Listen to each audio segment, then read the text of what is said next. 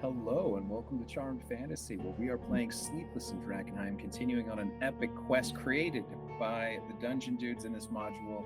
Drakkenheim is a post-apocalyptic, meteoric, magical radiation wasteland of a kingdom where we are trying to pursue our own personal goals and as a team survive. And it has been comical to me that we have made it this far. So if you've made it this far with us as a journey, you are just as surprised as we are. But yeah, I'm Charm. This is our channel where we play a hell of a game and role play our hearts out and have a great time. It's a wonderful and amazing experience as myself to be a player and the amazing story crafted care of guest and featured DM Josh Henderson, who you will no doubt be seeing more of as both storyteller and player in coming sagas. But I've got playing Erasmus, aka Ghost. He is a human apothecary, brand new class if you're just tuning in, and of the mutagenist quality. And yeah, he is possessed by a powerful saint whose magic is and really how his subclass works. And definitely got a thing for saving these guys, which I'm glad that the thing within me that gives me the ability to take hits also cares about my friends, and that is exciting to see. With that said, I will pass this off to Isaac. Take it away. Tell us about you and all your stuff. Oh yeah, I'm Isaac. I'm playing Pheles the Curious, a weird bug man who used to be a wizard. I'm outside of this, I'm Conflux Creatures on Patreon. I make thousands of monsters and hundreds of spells and modules for BTTs and whatnot. And I'm also with my wife. I'm Conflux Art Dice on Instagram and where have you. We make handmade resin dice, and they're beautiful. And that's me. Off to you, Laurie. Fair enough. Hey, and they are beautiful. I love them. Hey, I'm Laurie. I play Ryan. Ryan is a half-elf, level 6 cosmic warlock. Let's see, family got killed by monsters about a year ago. Through that trauma, she found herself kind of developing some magical skills that are helping protect her friends, and absolutely helping her kill monsters, which she's into. She's found her allies that she's adventuring with. Don't know that she'd quite call them family, but they're mighty close. And now here we are in Drakkenheim, and we are just trying to survive. See if we do it. And now let's kick it off to the man who's gonna, I don't know, lead us to our deaths. Josh. Man with the plan? Question mark. Remains Remains to be seen. We'll find out. Read the magic book, funny man. Read the magic book. Hey everybody, welcome back. I think this is episode 21, if my count is correct. Yeah, we're speeding along here. Last we left our intrepid 3, the brave 3, the glorious 3, the last 3. What? That's weird. What? They had. I've seen that one. Yeah. In the 70s. They were climbing the inscrutable tower, which was the old home of the Amethyst Academy. Had gone up to what is essentially a break in the tower. The falling asteroids that hit Drakkenheim cut through the tower in the middle, cut right through the kind of the top of the library. They went up to the library, took a look. They also spent a considerable amount of time after getting rid of some pesky wisp lights. Now no one can read in the library, which is really a tragedy. We destroyed the taser Roombas, yeah. And now no one can read. They spent a good amount of time collecting enough books to either inscribe into their wizard spell book, or learn its rituals, or just collect for fun, what have you. And then decided to take a step downward into the tower, into the research floors, found themselves walking out into a section meant for scrying. Bunch of different scrying pools. Currently empty. Every room is empty. They just are filled with pools of water, some mirrors, anything that you would need a font, any of that stuff that you would need for any level of scrying spell that you would desire to cast. And that's where we're going to go ahead and arrive. Because these heroes are so far out on the ledge, I again will give at the top a trigger warning for character death. And the only reason I am doing that is I don't know the future. 1, I am not intending to kill any players. 2, and 3, they are consciously going they haven't had a rest, if you've been following, for something like 6 sessions. So we're so far on the ledge. I am just going to start to give that until they decide to get a long rest. Again, I promised them a level if they, for the love of God, would just long rest, and they have chosen to spit in my face and not take that choice. And so here we are. But there's bullets. I wouldn't waste the saliva. So now there's a bunch of stuff in the scrying pool rooms. No, I'm just kidding. Stop it. I don't know who they are. I'm on my own. I'm on my own. Love the DM. But that's where we are. In addition to kind of what had happened previously, if you are jumping in kind of randomly at this session, they have cleared the cosmological clock tower, which they now use as like a forward base. They are very deep in Drakkenheim when they have that. It is above the haze. They can get a long rest from it. Ryan has gone to her parents' restaurant and discovered that it has been kind of desecrated or kind of graffitied in a way by some type of being known as the Lord of the Feast, which, after a bunch of history reading, after a bunch of information dumps, have landed on it is at St. Petrulian's Cathedral, or at least that's where the rumors point. So that's kind of where we're at in terms of current story in this episode. Is that went to Ryan's family restaurant and then decided to explore the inscrutable tower, and are now a little bit more than halfway up, very deep in this dungeon, so to speak. And we're going to go ahead and kick it off with that. So you enter these scrying pool rooms after you exit the elevator. And quite frankly, in terms of differences in vibe, the library is very chaotic. You see outside, very, occasional lightning storms kind of happening above you. The Nexus, which is the kind of top section, alongside like the director's office and like a lot of the kind of high, quote unquote, higher end offices are above you, above the expanse that is kind of broken because of the asteroid. In between, there's a bunch of lightning and delirium kind of coded lightning. You have now stepped into these scrying pools, which are very chill, very calm. It's quiet here. Kind of have a minute to breathe as you walk through this space. Oh, this is lovely. Do there seem to be any threats? Can we detect anything? It's first thing. Rye's looking around, a hand sparkling, waiting for something. Every room we've walked into, something has come and attacked us.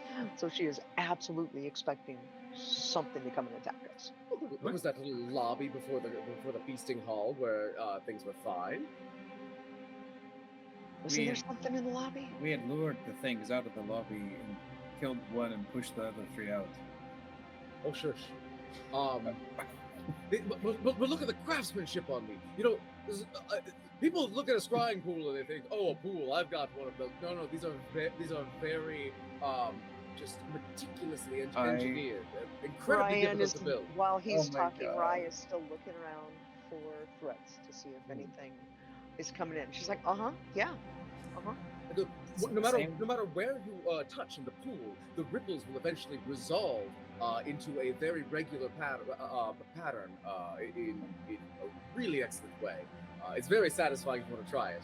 I didn't expect you to play this angle, Isaac. I love it so much. What I was expecting was like someone who's like, oh God, like, have you seen this baby? This is a 1926 ventriloquist, like the model the make. Like, yeah, you know, people, the original wizards used to strive for these babies for miles. Some people wouldn't even come up for air. Yes, no, it's one of those things that truly anybody could make a perfect scrying circle, but the amount of dedication and precision that it takes is simply beyond the capabilities of most ordinary mortals. Even among wizards, it is a rare and difficult craft. Far more than its seemingly mundane nature might lead one to believe. Look how far we've come. My grandfather's day, we used piss. I'm going to just kind of like run through the scrying rooms and just take a look at all of them. Take a look if anything got left in there in the evacuation. Yeah, I mean, so Rain, you can roll perception if you'd like to look for threats, and then if you want, Bailey's, you can go ahead and roll investigation. Yeah, I don't think I'm looking for threats at this point. I came in very like head on a swivel. I saw the nice scrying pools, and it's just like, oh guys, I gotta tell you about my my other special interest. Okay. Yes. So that's only a 15 on perception for threats. That is a 16 on investigation. Okay. It doesn't seem to be any threats in these areas. It's actually surprisingly kind of a small area. It doesn't seem as though the scrying pools are a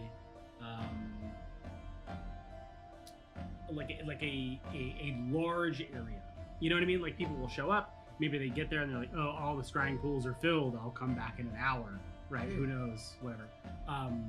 But it doesn't small seem like in a way that makes me. Is it apparent where the bulk of the tower is being taken up on this floor, or is there just like a lot of like empty, unused floor space between the scrying pool rooms? So what's interesting about the tower is that floors is a really weird way to think about it. Is that like, you know, as you're going through, it's a long. They're not equal heights or anything. No, and they're kind of bundled together. Very Jenga style, like, or very like Tetris style. So the scrying pools is like a long hallway. There's about 20 different little rooms that you can go down. Okay. They're all about, you know, equal size. They're about the same size. They might have a little bit of flavor inside of them. You know, one scrying pool looks a little bit different than the other. It might have a little bit more tools, whatever. So if you're looking for like a specific setup, you have to wait for a specific setup. But as you think of like, oh, the other rooms in the tower have been a certain size, this doesn't meet that certain size. But there's no other. There could be a floor above or below that's encroaching on this floor's space. That's kind of the because somebody wanted a high ceiling or a dugout. And I think it comes to mind that you are in like the research floor section, and scrying pools, in terms of research, don't take a lot of room, right? They are just kind of rooms with a pool of water in them. Right, and any wizard of status is going to have their own private scrying area. So this is not a high priority in the design of the tower. Yeah, this is the public telephone room. Okay. Well, while very nice and very well maintained, is still very much the public telephone room. And the research floors definitely seem like they would crowd this space. So it's not like a full floor. There might be some that kind of jut in at weird angles to this one. Well, regrettably, I never got the hang of the whole long distance communication thing. Bit of a sore point. Is anyone else able to make use of these? I'm pretty sure that's not something I know yet. Maybe sometime, but not yet. Well, that's a shame. Well, shall we explore the research areas? We should probably get some rest. We just had a rest, though. No, I mean a long rest. I'm hurting. I've been taking quite the beating. That's true, you have. And thank you for that. I That almost makes me want to keep going. I'm not gonna lie. Please. I think I would have died in the last room without you. Oh, certainly. Yeah, you almost did. It was a very close thing. Yeah, that happens all the time. But lessons learned. Yeah. We wouldn't let that happen again. It would be entirely different next time. I don't know if I have it in me for a next time to last long enough.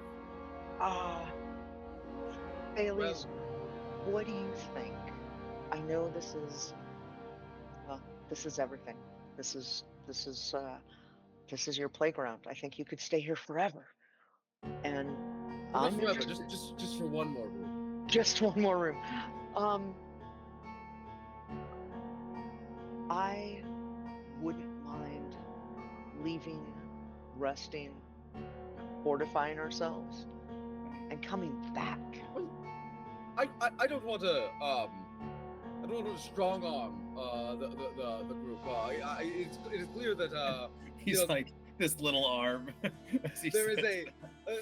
was a consensus on what is prudent here, and I shall acquiesce. Let's go get a rest. Did we want to go to the astronomical tower, or do we want to go to Emberwood?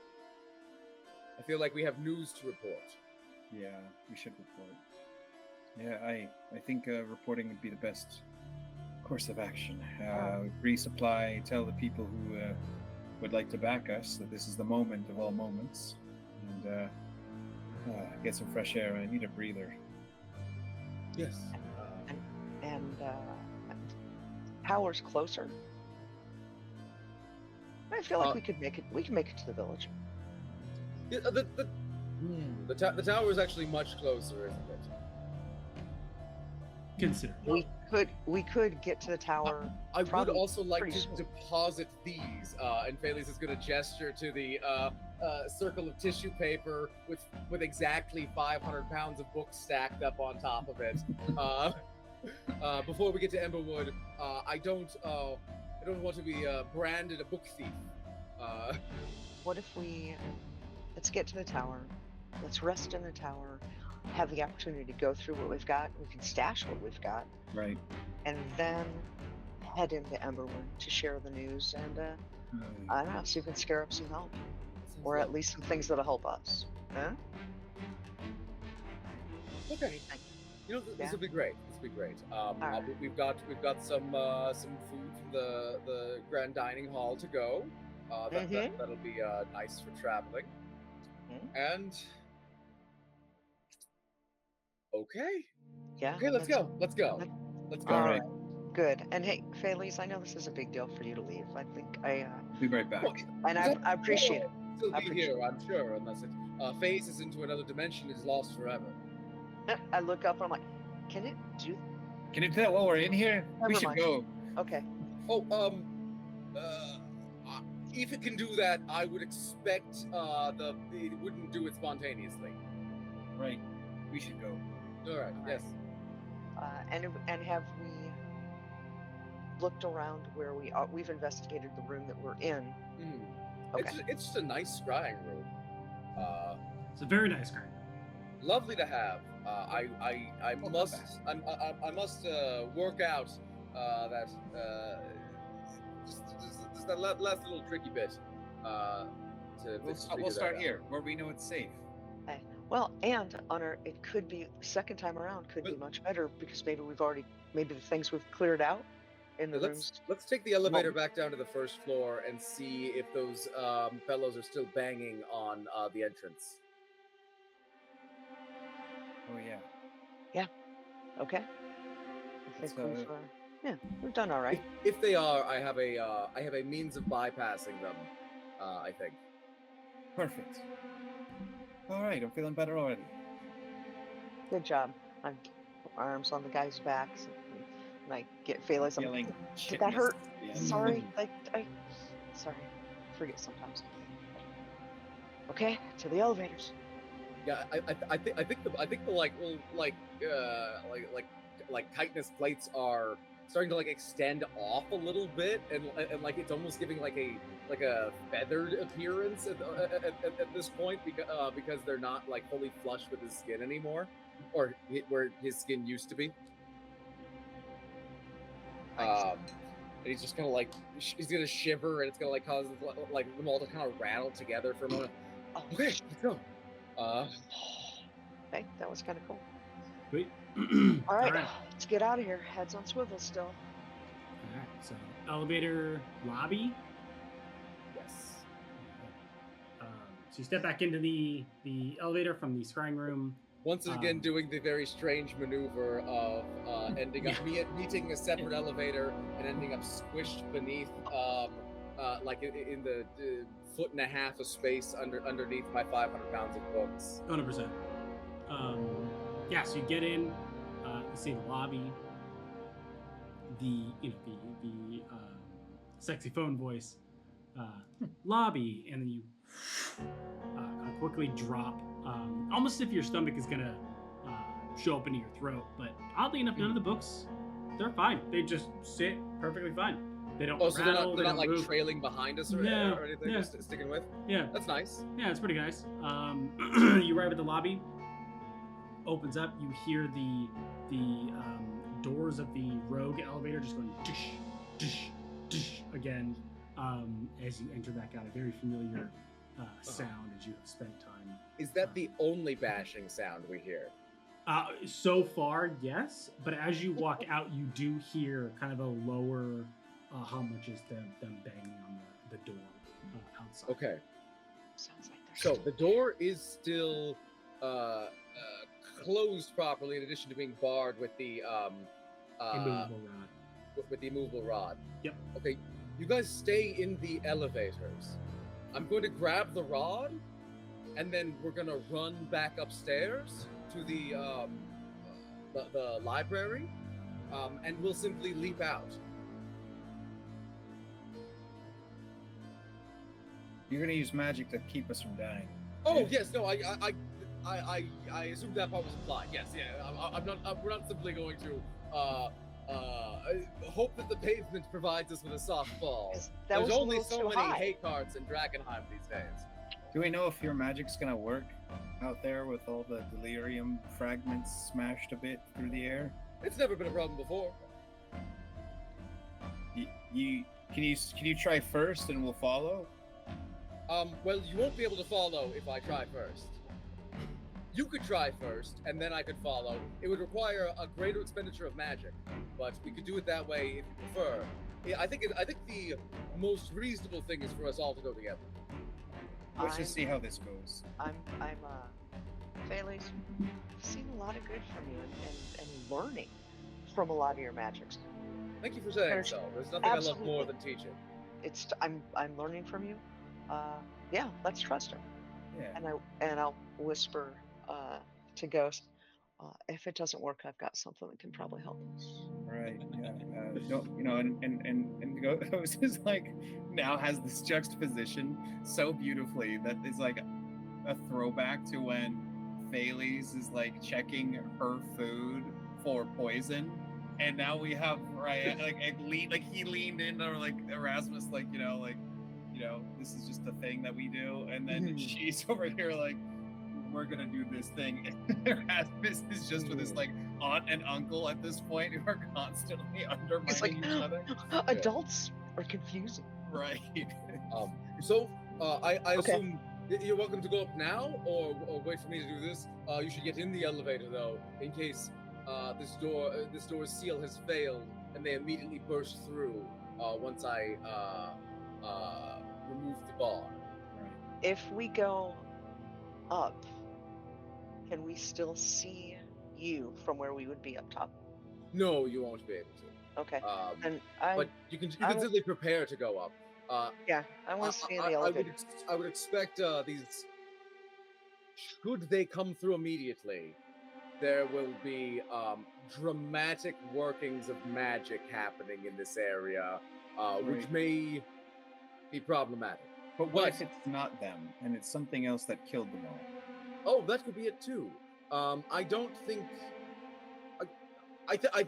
We're not planning to stay and fight, so it's kind of the same situation either way.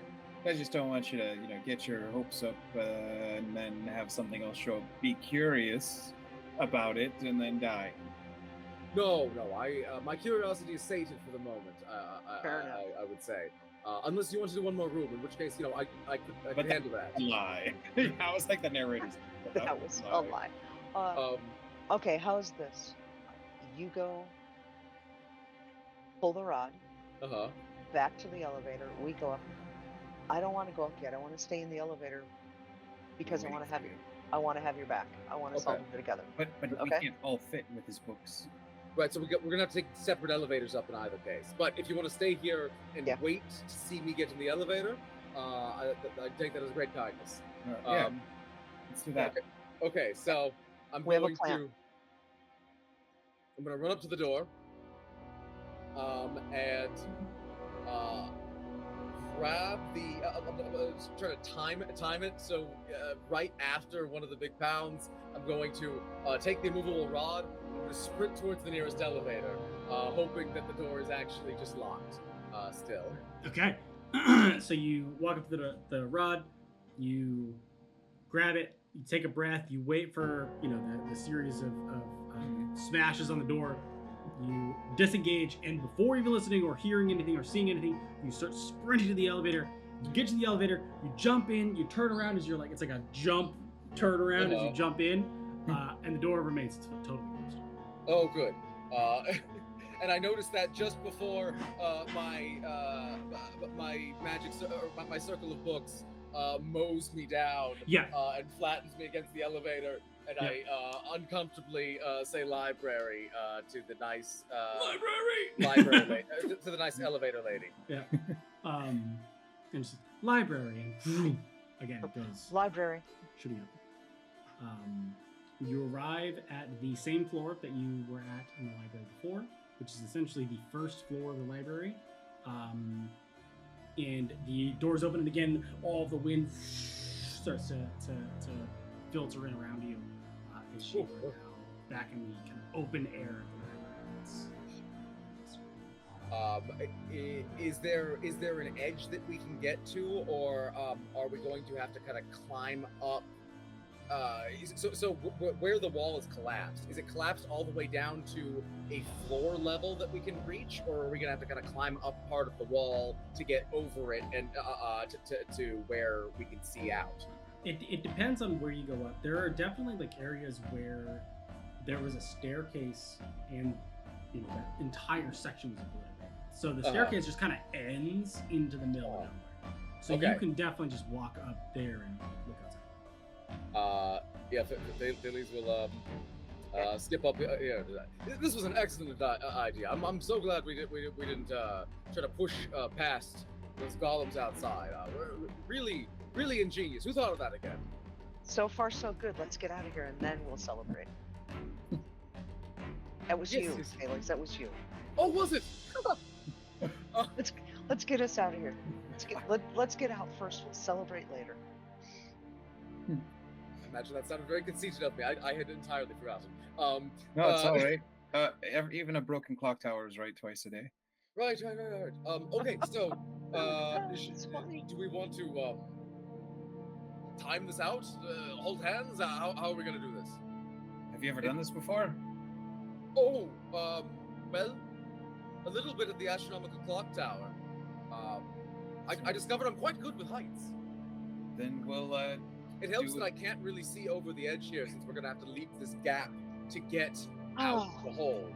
Ryan puts her hands out, one on each side. Let's do this. Right. Let's talk more action. Let's go. 1, 2, 3, let's go! And Felix is going to drag the two of you out the hole, and we can fly. We can.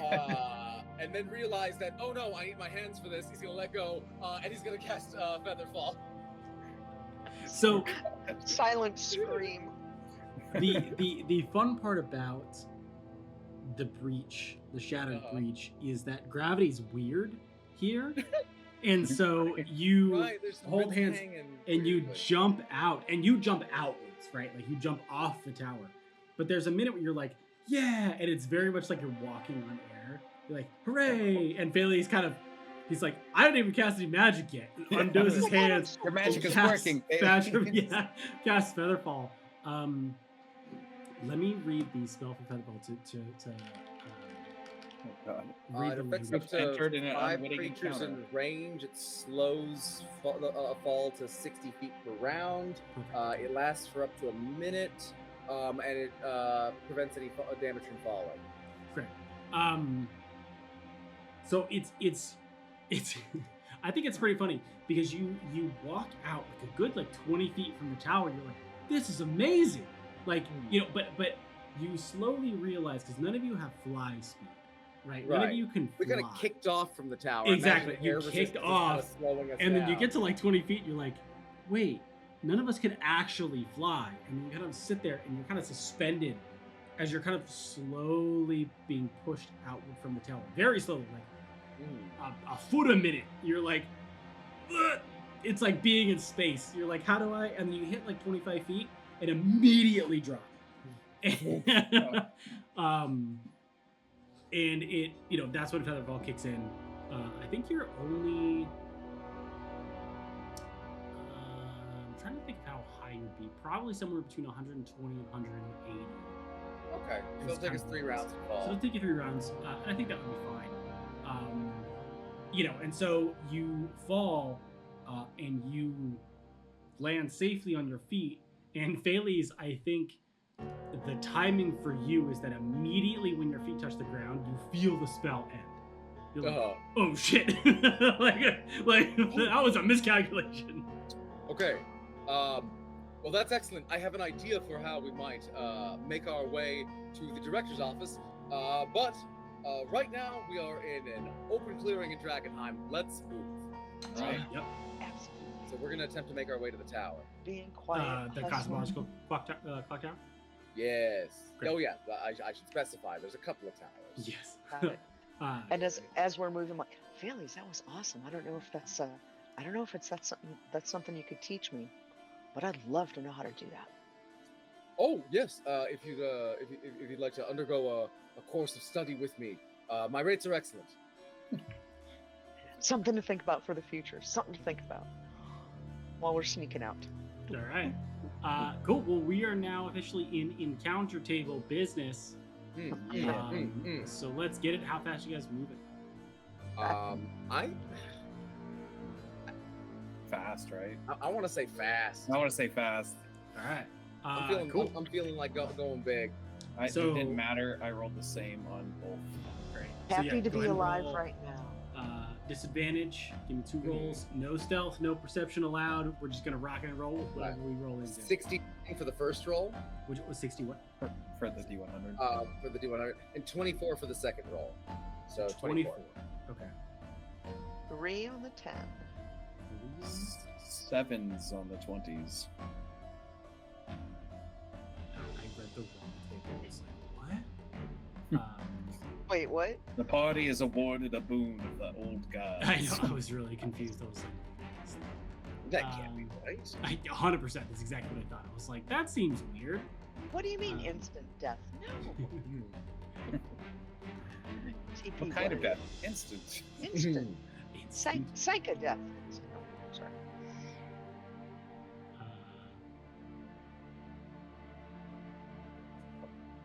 Okay.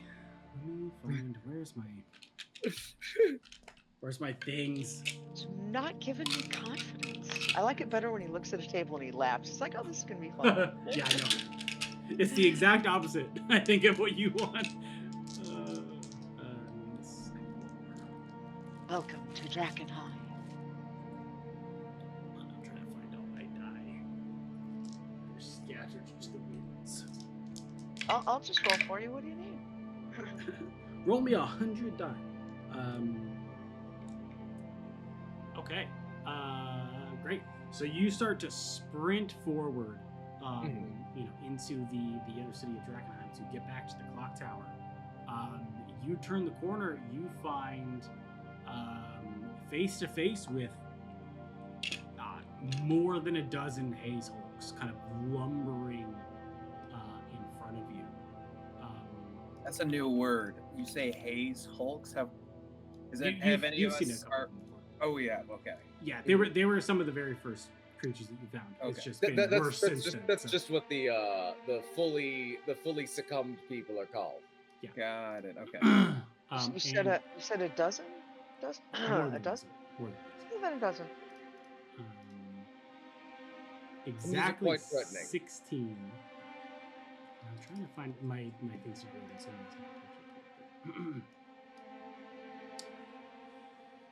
and there's an additional thing that's there. It just looks like the leader. I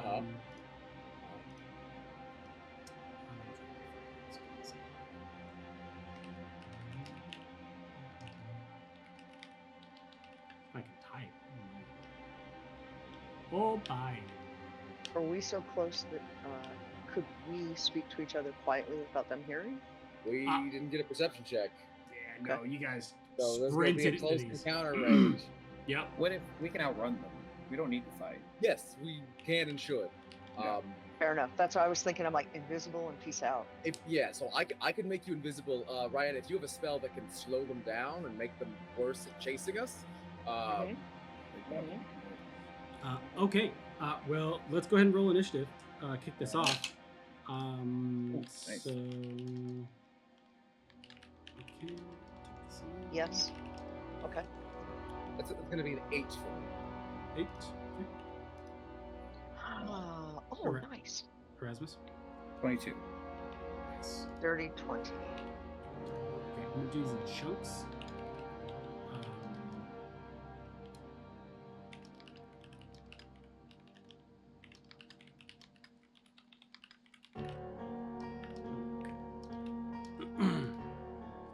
So,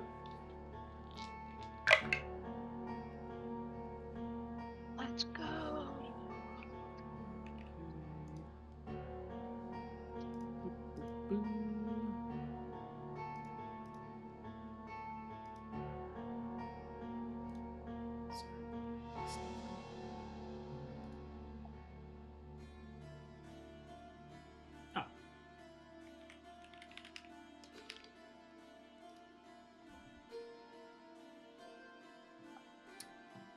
Great. Okay, so that's going to be snow. Bam. Okay, cool. All right, sweet. So we're just going to kick it off with Erasmus. No surprise rounds this round. Both of you were surprised, so it cancels each other out. So kicking it off from the top. So Erasmus, it's you. So you see 16 what seem to be like shambling, delirium covered, open sword, but also embedded crystals in them. I think zombies if they were stuck in the haze. Okay. So not really, because bodies don't decompose here, so not decomposed, but like corrupted by the haze. And then there seems to be some type of leader in the front that seems to be wearing kind of a long robe, more ethereal than physical. Okay. Kind of thing. Let's see. How much space do we need from like getting from where we want to get to safety or safe range, like on the other side of threats or things like that? If you're trying to go through them, is that what we're doing? It's up to you. I mean, you can always back up and go a different route. Through, around, whatever. I think we're trying to get to the other side of them. But okay. Ideally, we'd want to go around somehow. I mean, I can get us through. Oh yes. Oh yeah. And it's gonna be really interesting. Oh. I'll say, I have the power to wield people with my mind. To wield people with your mind? Yes. Who should I wield with my mind? Oh, pick me. Ryan's not smart enough. She's still trying to figure out what the hell he means. Is I'm going to cast telekinesis with the seal. And I look up.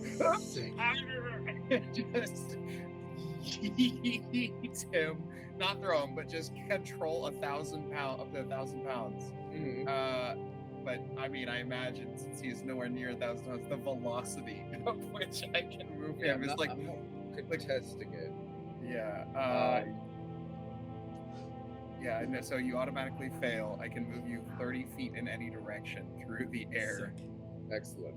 As I do that as my action. Sick. And then I would like to basically grab Ryan and say, "Do you trust me?" With my life. I'm going to use a bonus action to transform into the Hulk.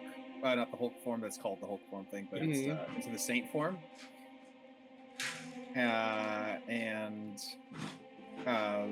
That lose concentration on telekinesis. So basically, it was just to get him him all the way through. Like that's only 30 feet though. How far away were these haze hulks? They were about 15. So you'd be on the right in the midst of them.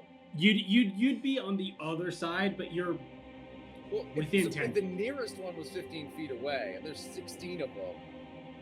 I'm kind of right in the middle, right? Kind of, yeah. Like you're not in the middle, but you're essentially like on the backside melee range. You lay on the other side, you're like, holy shit! Okay. And you're looking at these other these haze zombies, like scary. Well, that means they're packed in real dense if Ryan's got anything to do. Okay, so in that case, can I just put Thales on a rooftop? Yeah, sure.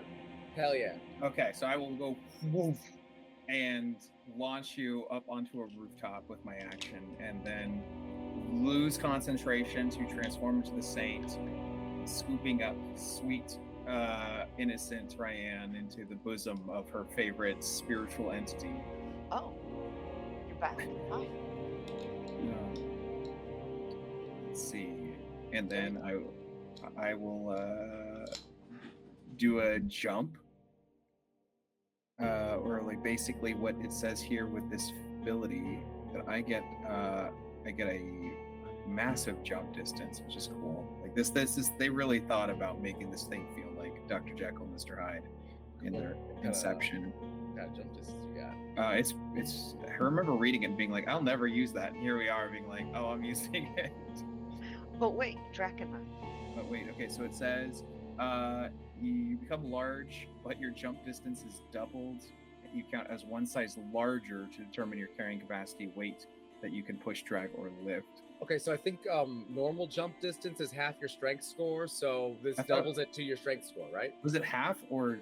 Long jump is your full strength score. I think high jump is half. So I'm long jumping because I have room to run. Oh, where are you trying to jump to? Over. Okay, yeah. You do need to spend the full movement that you jump to jump that far. Yeah. Yeah. So, so you could jump 30 feet, but you'd end up right in the middle of them, basically. Oh, in the middle. That's right. I keep thinking I can jump. I can clear them. Yeah, I mean you could kind of clear them, but then you'd be like 10 feet away from all of them. You could jump up to the rooftop with me. Yeah, I like the idea of jumping up onto the roof with Ryan. Okay. So I will just do that with my jump being doubled and large size and then doubled. Cool. That's it. Yep. Woo. Cool. So that puts you on the rooftop with Ryan and Thales. Yes. Yep. Awesome. And I'm sorry, what was her? Is the rooftop like 20 feet up or something? Yeah, it's about 20 to 30 feet. Yeah. Cool. Because each floor being 10 feet. Yeah. All right. So that is my turn, having spent a spell slot to do that. Sorry, third level spell slot to do that. I'm sorry, what's your saint's name? Layla. Layla? Layla. All right. Layla. Okay. So we're now up on the. So now we're up on the roof, essentially out of danger. Well, I mean, there might be roof access.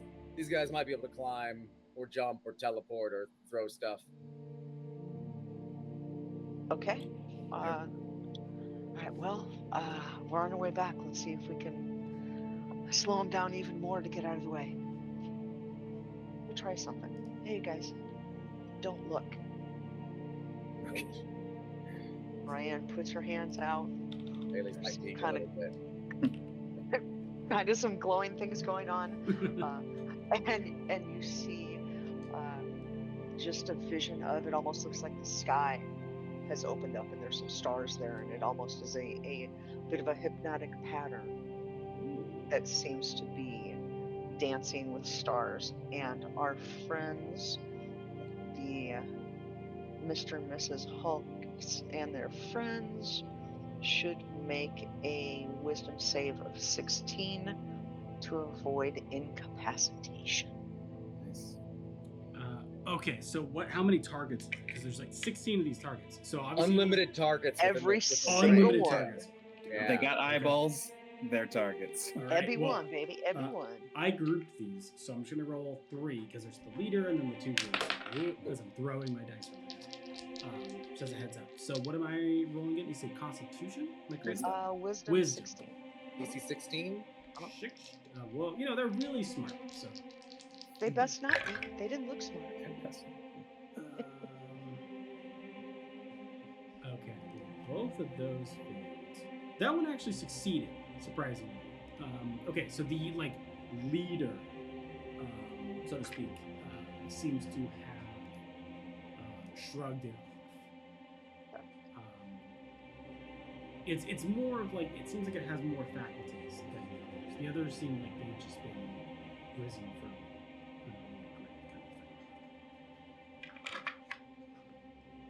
and then what happens when they fail again? The incapacitated.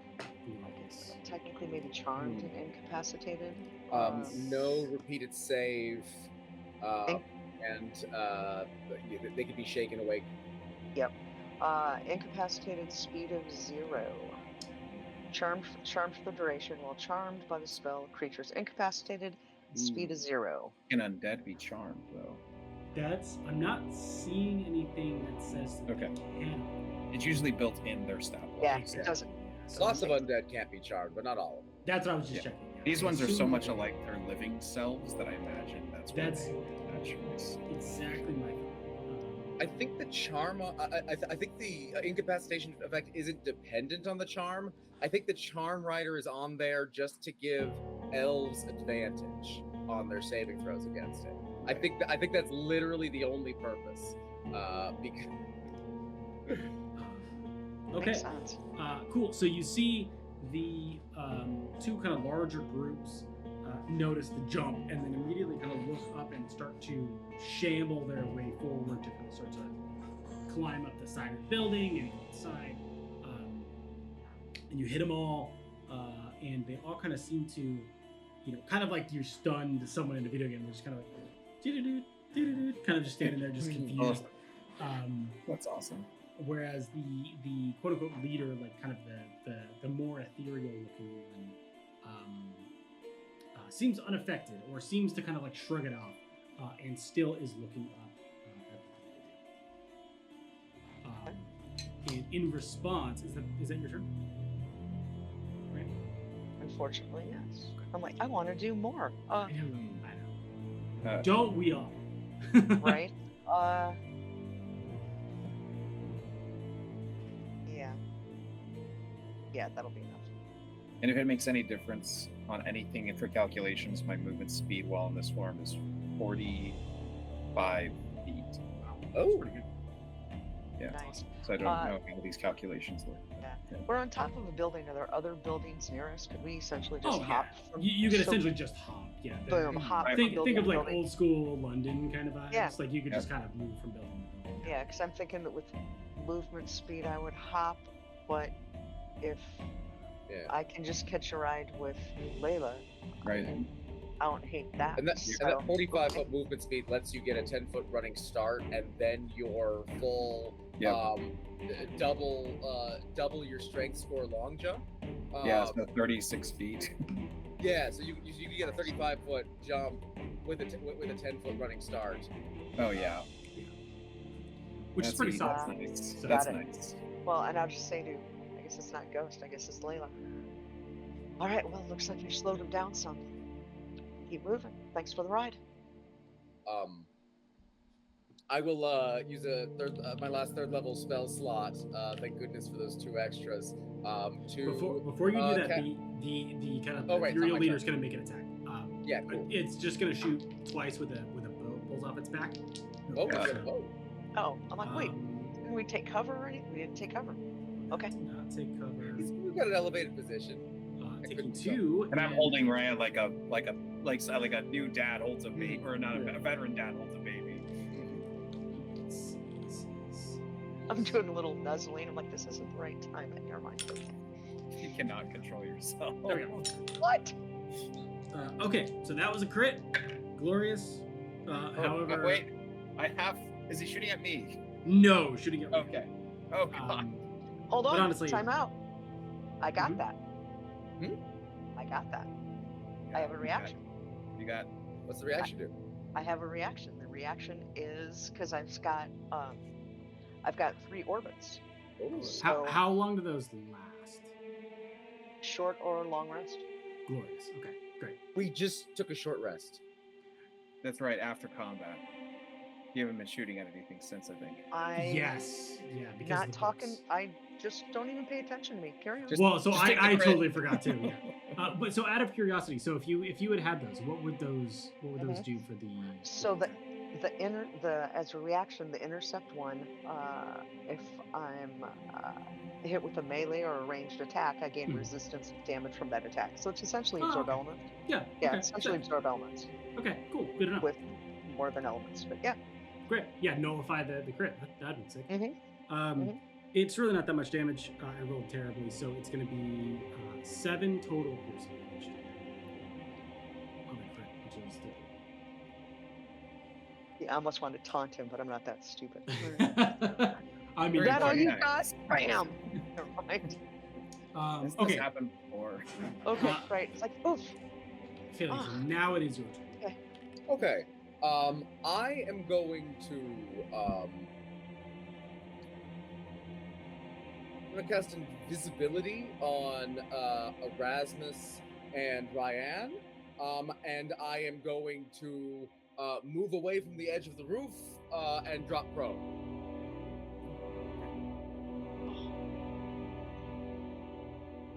Oh, you've gotten quiet, Josh. I can't hear you. Oh, sorry, I muted myself. This is a fan. Did you want to? I guess you can't hide because it's not. You use your I action. used my action to cast a spell, but I'm in an elevated position. If I'm True. lying down, it's going to be difficult for most forms of attack to hit me. Okay, great.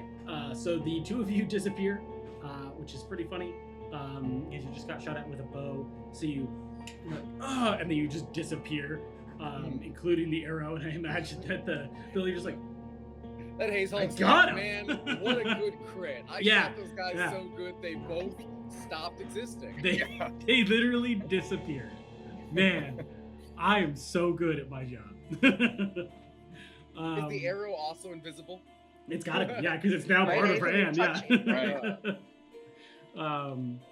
Right. Great. So those groups of haze hulks are incapacitated. So that brings us back to you, Erasmus. You are now invisible. Yeah. Did Laurie? Did you do a concentration saving throw? You good? I What was did, she? and I'm Oh good. yes. Okay, you're good. Okay. for the. I was like, what did you that concentrate? pattern? Yep. Makes sense. No, good. 16 and some change. So Okay. yeah. Cool. Cool. Great. All right, I'm gonna pick up Bailey's like a piece of luggage by his belt, because his weight does not inhibit anything of my abilities. And having lifted him with my mind, I'm lifting him with my enhanced body and running and jumping with the team at 40, moving a total of 45 feet with my full movement. Okay. I love that Bailey's is the only thing here that isn't invisible. So And you're like, so you're like prone. Yeah. Yeah, but like, I imagine you've got him like, you've got his robes like scrunched up around like his belt area, Mhm. and so it does look like he's just getting a divine wedgie. And then flying off at high speed. Somebody draw this. This parabolic arc of his, Yeah. getting his underwear cranked. Woo! Well, that will pretty much pull you out of effective range, because of the height, and Does he want to take one pot shot at me as we're? I kind of want him to. I kind of want to do one shot and see how it goes. Legolas, take him down. Oh man, okay, so that actually hits. What a great shot from downtown. Become a legendary figure in Drakkenheim. Okay, it takes 6 piercing damage. Like I think there's a setup of like the knee drops, the tilt, the arrow, and then and you see Bailey's, like 3 blocks away, just get smacked in the arm with this arrow. Yeah, who is this zombie Legolas? Yeah, exactly. we're gonna find out that legendary marksman just went missing in Drakkenheim. Yeah, right. Found him. Yeah, you're gonna go to the Hooded Lands. His aura is immense. Absolutely. What a glorious shot. Nice shot. Yeah, 100%. I think there's I think even Phalles, who has just gotten in, is just like, wow, that was a great shot. Yeah, I think that's even his first reaction. I think he watched the whole process, feeling towards him, and the whole time he's like, that can't hit me. That's not gonna hit me. I'm There's no way. No way. 1,000,000 and then you hear the feel a sharp pain. You're like, wow. Oh. Great. So after a couple minutes of bounding across the rooftops, you find yourself in the it's that market section again. I'm gonna change that contrast. The kind of open space of the market, with the cosmological clock tower ahead of you. So seems to be a very open field for you to just walk into the clock tower. Excellent. It's like 1 roll per hour roughly, right? So the invisibility's worn off at this point. Yeah. Well, you also moved really fast, so you I'm still got about 90 feet every 6 seconds. Only for a minute. Right, but for 90 feet times 10, 900 feet. That's pretty good. It's relevant that we're moving kind of as the crow flies, because that's not the default in Drakkenheim by any means. But let's rush in and hope that it's still safe there. It would be a bummer if someone else moved in, huh? Right. Yeah. Wait. Let's check it out first. Rolls a bunch of die. Right. Oh, okay. God. So going in kind of quiet. Footsteps, anything Oh, good, we're safe. Bailey's Looks gonna run pretty upstairs. Okay. So Ryan, you can roll perception if you want. Everything's fine. Yeah, I'd say 8.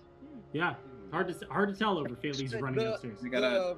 The Silver Order bridged our kind of gap with a sort of makeshift, very makeshift board, right? Yeah, absolutely. Okay, so we're like Hong Kong construction levels of safety now. Absolutely, which is much better than where we were before. Yes. Yeah. All right. Well, look, we've learned enough from last time. Before we do anything, I'm gonna start setting some. Set some alarms. Maybe we're in for the night. Yeah. All right. We've got the front door. So Ryan's gonna spend about 10 minutes, 11 minutes to be exact, and just set an alarm on the door. Okay. So if somebody comes in, we hear it. Yeah. Great. Cool. Yeah, easy enough to do. Doesn't seem to be any problems doing that. But go up the stairs because we've kind of been clearing out this little area up here, making it easy enough to head back nice. up to kind of like your home away from home, so to speak. So you get back to the clock tower, don't see anyone else. Looks like your stuff is just the exact way that you had left it. And then I think it dawns on you that you really have only been gone maybe a day. Not like a long time. It's just felt forever. I think we stayed the night at Oscar Yoren's, and I think maybe we stayed the night in the tower as well. I don't think you did either of those things. I don't think we stayed at Oscar's at all. Oh no, I tried to impose on him and was rebuffed. Yeah. And then the tower, I don't know if you would want to stay the night. You've definitely short rested, so it's like it's probably almost exactly 24 hours. I keep forgetting that short rests are an hour. Yeah. Yeah, because I don't think you've, and I think it dawns on you, you're like, wow, we've done a lot in like a day, and I think the exhaustion hits you kind of all at once. Yep. It feels like, good Lord, it feels like it's been weeks since we were back at my home and the restaurant, and in reality, it's been less than a day. And the gate, and the tower. Wow, we really I've just been outstandingly successful here. I think we're just built different. I think this is gonna keep on rolling. You know what? At first, Feliz, I didn't want to curse us. But since I have a scroll of remove curse, I absolutely agree with you. We're never gonna die. Well, that's the spirit. Do you want to get down on this wizard kibble? And Feliz is gonna pull out the rest of the conjured food from the wizard tower that he took. My God, why does that tickle my brain in such a good way? It's just what we call it in the Amethyst Academy. It just. Someone rings a bell and the wizards like come out with their familiars on their hands and knees. Oh God. Oh, good. Okay, this is good. Oh yeah, when they start teaching advanced transmutation, everyone gets a little scrambled around those periods. All right. Okay, this is good. And now we've got all these books to look at. All right, suppose we all have things to do. Let's rest. All right. If only I had enough money to remember these spells. How much money do you need? Lots. Yeah, he's got a lot of books. What I do love about wizard leveling in 5e is like you gotta beat the shit out of people. And you gotta be rich, and that's how you are a successful wizard in 5e. You gotta be a rich brawler. Well, ironically, I don't want to get. Given kind of what gold can buy, I feel like some measure of Feli's difficulty advancing the Amethyst Academy is just like he does not have enough money to write spells down. Absolutely, You can't beat the shit out of people. You're kind of supposed to be independently wealthy. And come from like old magic blood like money. Yeah. Because I mean, if warlocks are the sugar babies, right? Wizards are the nepo babies of the world, for I sure. don't know, man. It's the trust fund kids. Really. Yes. That's what I was looking for. Absolutely. Same thing. What? Yeah, same. Rye's going to. One of the first things she settles, pulls out her dad's book, recipe book, whatever. Just starting to go through there, see what's in there. That'd be the first book that she starts to look at. Beyond that, she's probably going to want to see if she does have if there are a couple of spells that she can write down. She's got a little gold. She's got a little bit of the magic ink, so probably pull a few ritual spells out. Okay. Rasmus, can I impose upon you for a loan? I need I need a significant quantity. I need roughly a pound of gold to make the proper inks. How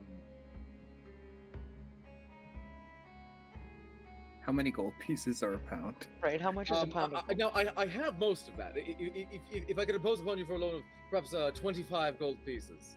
Oh.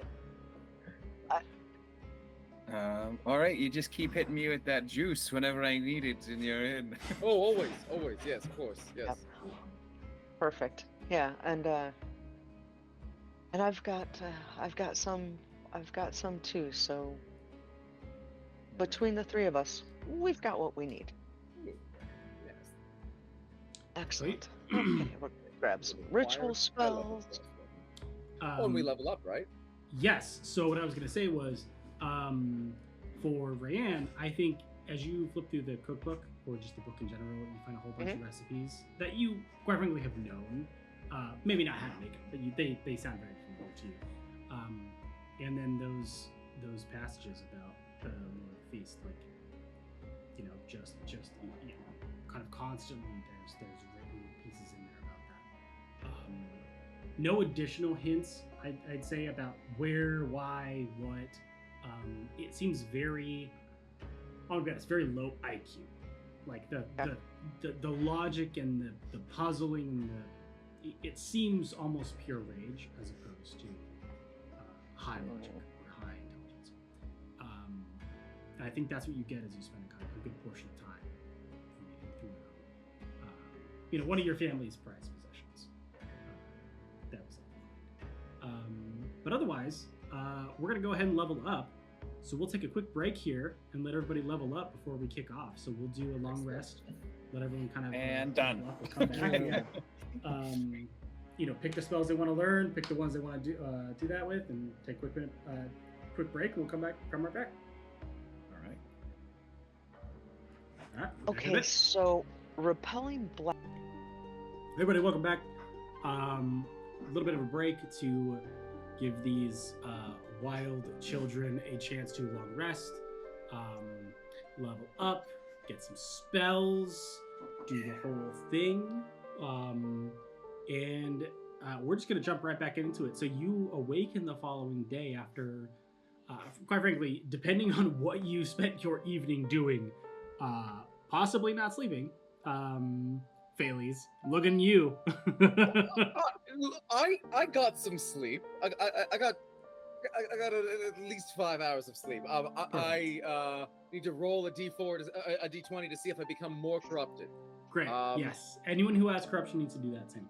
I think I will actually be casting my last 3rd level spell slot of the last time to cast Purge Corruption, turn it into exhaustion, and sleep like the dead. And Ryan, did you have any corruption? I don't think I have corruption anymore. I don't think Very nice. No. Okay, so Failies is stabilized, it seems. For now. Glorious. All right.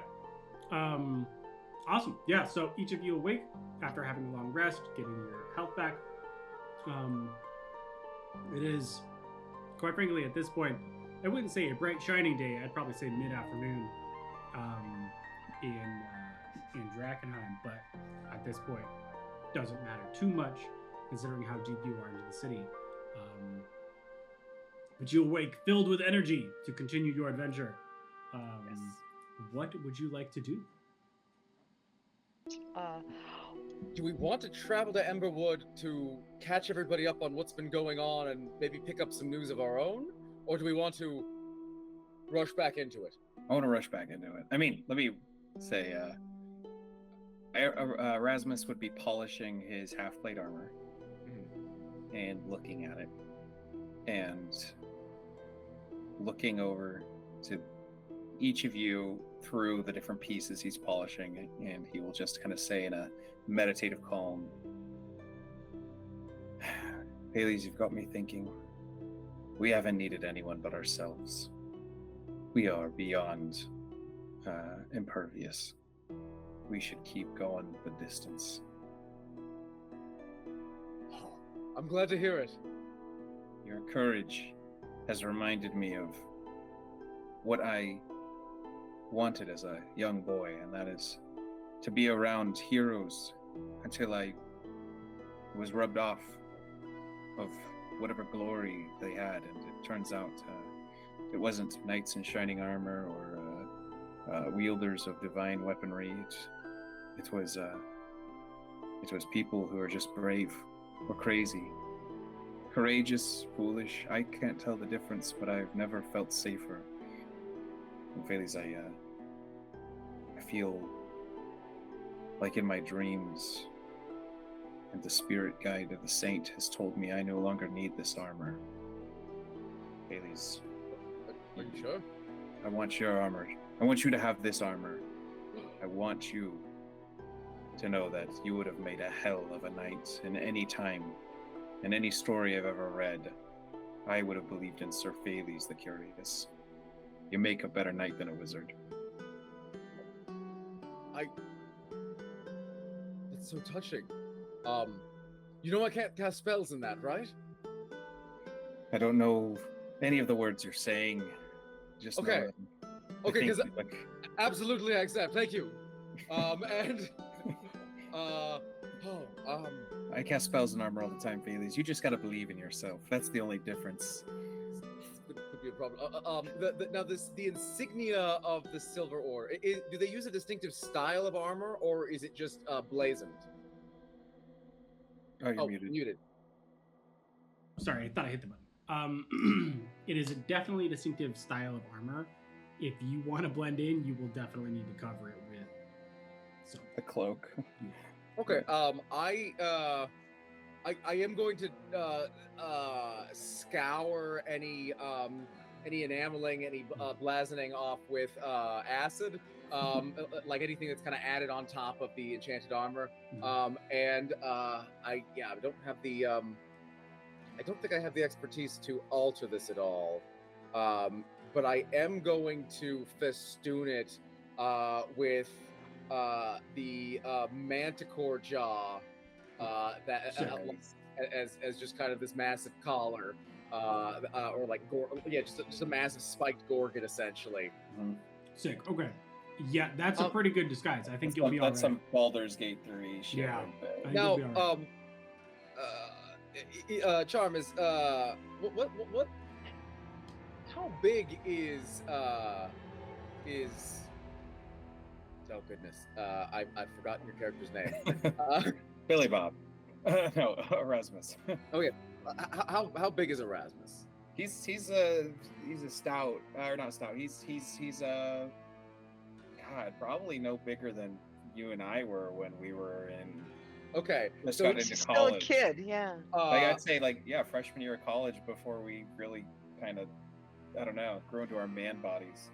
I have the same body that I had as a no, you do like not. as a child. Like no.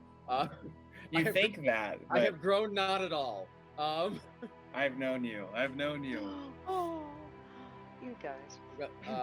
But in any case, I'm gonna don this armor. I feel like even so, Thales is like rattling around inside it a little bit, but he's gonna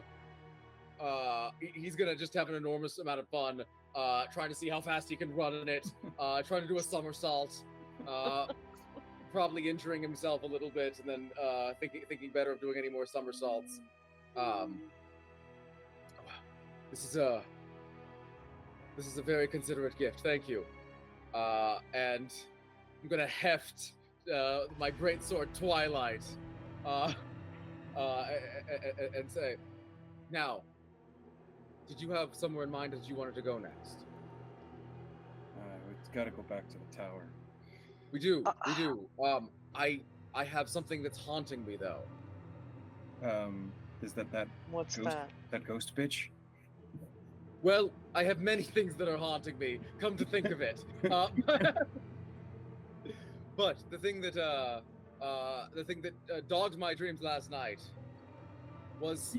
You had dreams too? Oh yes. I simply must know what secrets are guarded at the crater. It doesn't have to be. If you have something more pressing, if there's something that you want from the tower, we can absolutely do that. But I feel compelled to discover what's been hidden there. Let me throw this out too. There's definitely more to be done at the tower. Certainly. We don't know what sort of mysteries are at the crater, but absolutely something for us to discover, for us to find out. I feel like before we go further into the tower, we may be able to proceed more effectively in our search. Should we ask what River knows of where our objectives might be located? There's a great many floors we have not yet explored. Well, and that's what I was going to say. I think that there might be. No doubt. We're all feeling good. And I particularly want to see the director's office. Filled with confidence. We're going to need a way to traverse that crackling delirium lightning. I think at least for us to consider, there's some benefit in us going back to Emberwood and touching base there, letting them know what we've been doing and seeing what's going on. I think if we wish to do the tower immediately, I think that would be excellent. But I think that if we preferred to simply thrust back out into adventure, it might be more prudent to investigate the crater. That seems perhaps less dangerous.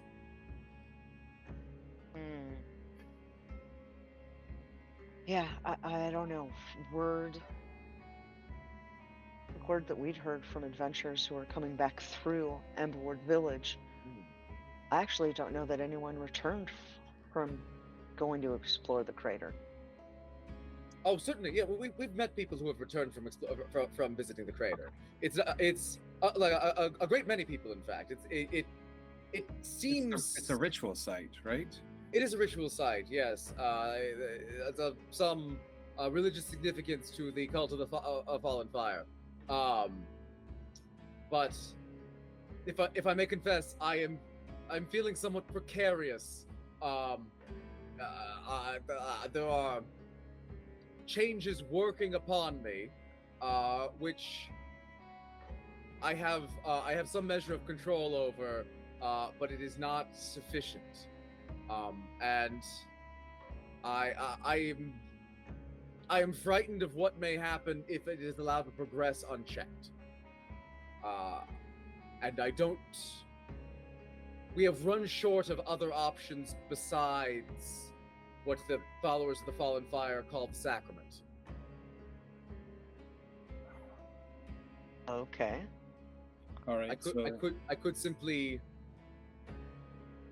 avoid all contamination at all, but I have everywhere way I run that math, I would be unable to continue traveling with you.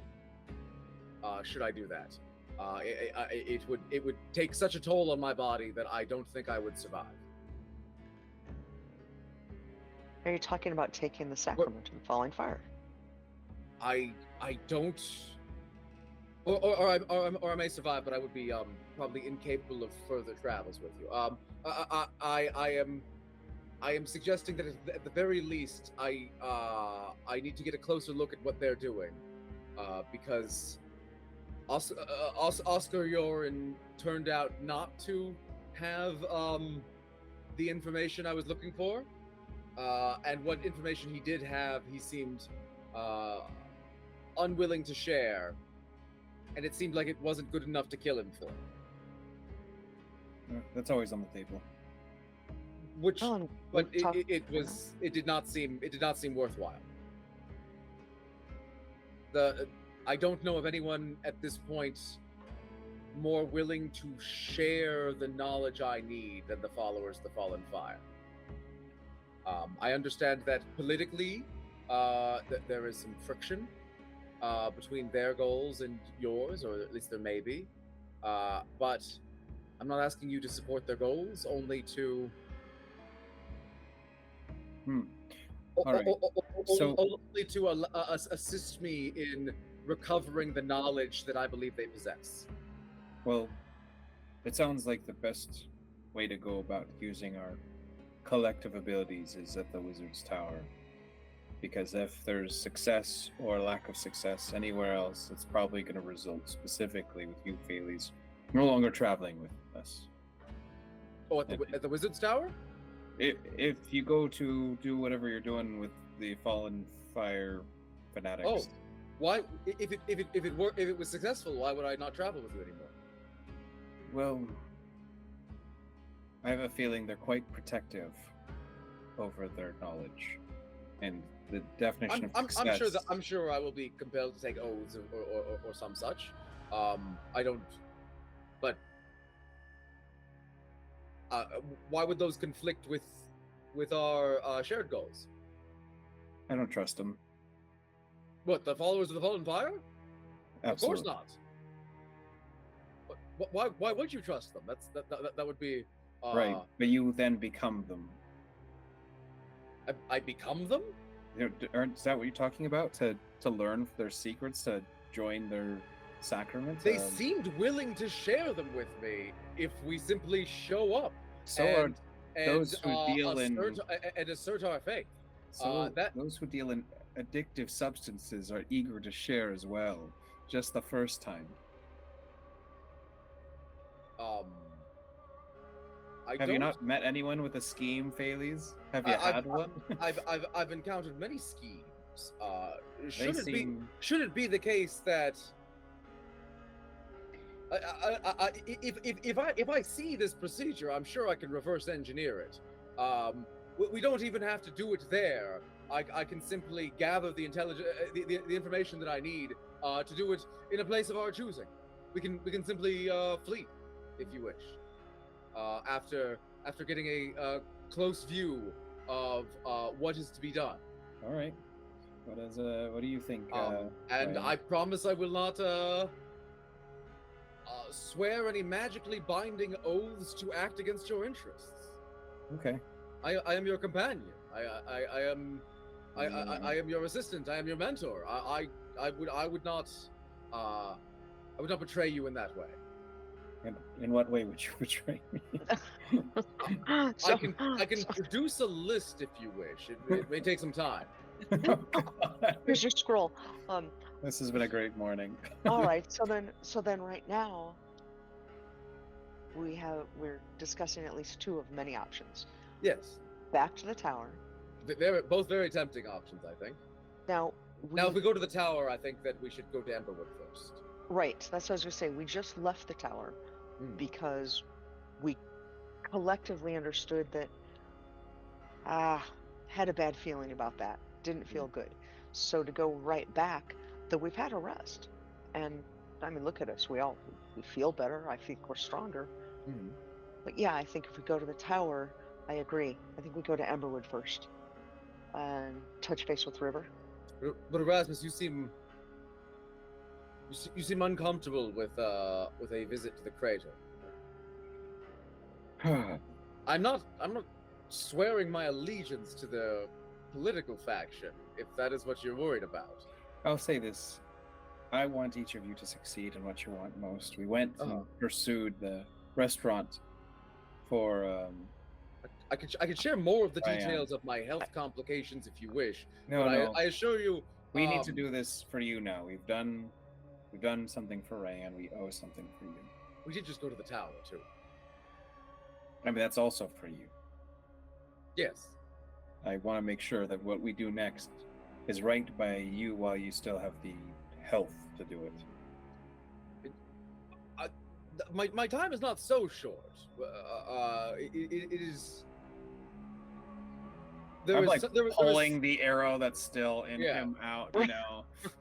I had came out overnight. I had yeah. But there is simply some risk that I may degenerate. Should we delay too long? It is not of the utmost urgency, though. So if we leave now, we can go to Emberwood, touch base with River, and come back. Right, less than a day. Yes, we lose nothing by doing that. Let's do that. Okay, I love that. The rest, yeah, we're all right. We're all good with that then. Yes. All right. All right. And quick, we don't have any temp hit points now, right? Oh, I forgot. I would do a short rest after a long rest For 8. so that I could give us 8, and it's not temp, but it might as well be temp. Yeah. Well, no, that's going to say. So we're at 10. 10 bonus hit points. Yeah. Which is enormous to me. Absolutely. Well, and because every little bit helps as we're getting together, Ryan is making a little meal for us all. And as she brings it out, she's like, you never have to question, but I always want to let you know, any proteins, any meats that are in here were from, look, wizard kibble. So this is all safe for your consumption. Let's have a little something before we get on the road. All right. Excellent. Thank you. and enjoy those 3 temp hit points. But Everyone some- matters. absolutely, I it's- love the chef it's feat. I something. think it's so fun. Right? Like, let's take it. I want more. Mhm. It may not be the best feat, but it is my feat. It should be as impactful as inspiring leader, honestly.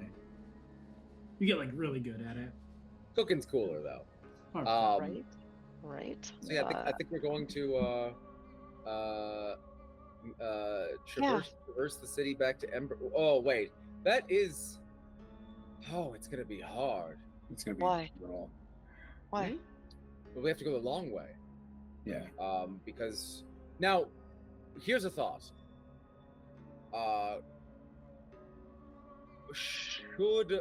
Should I take the sacrament?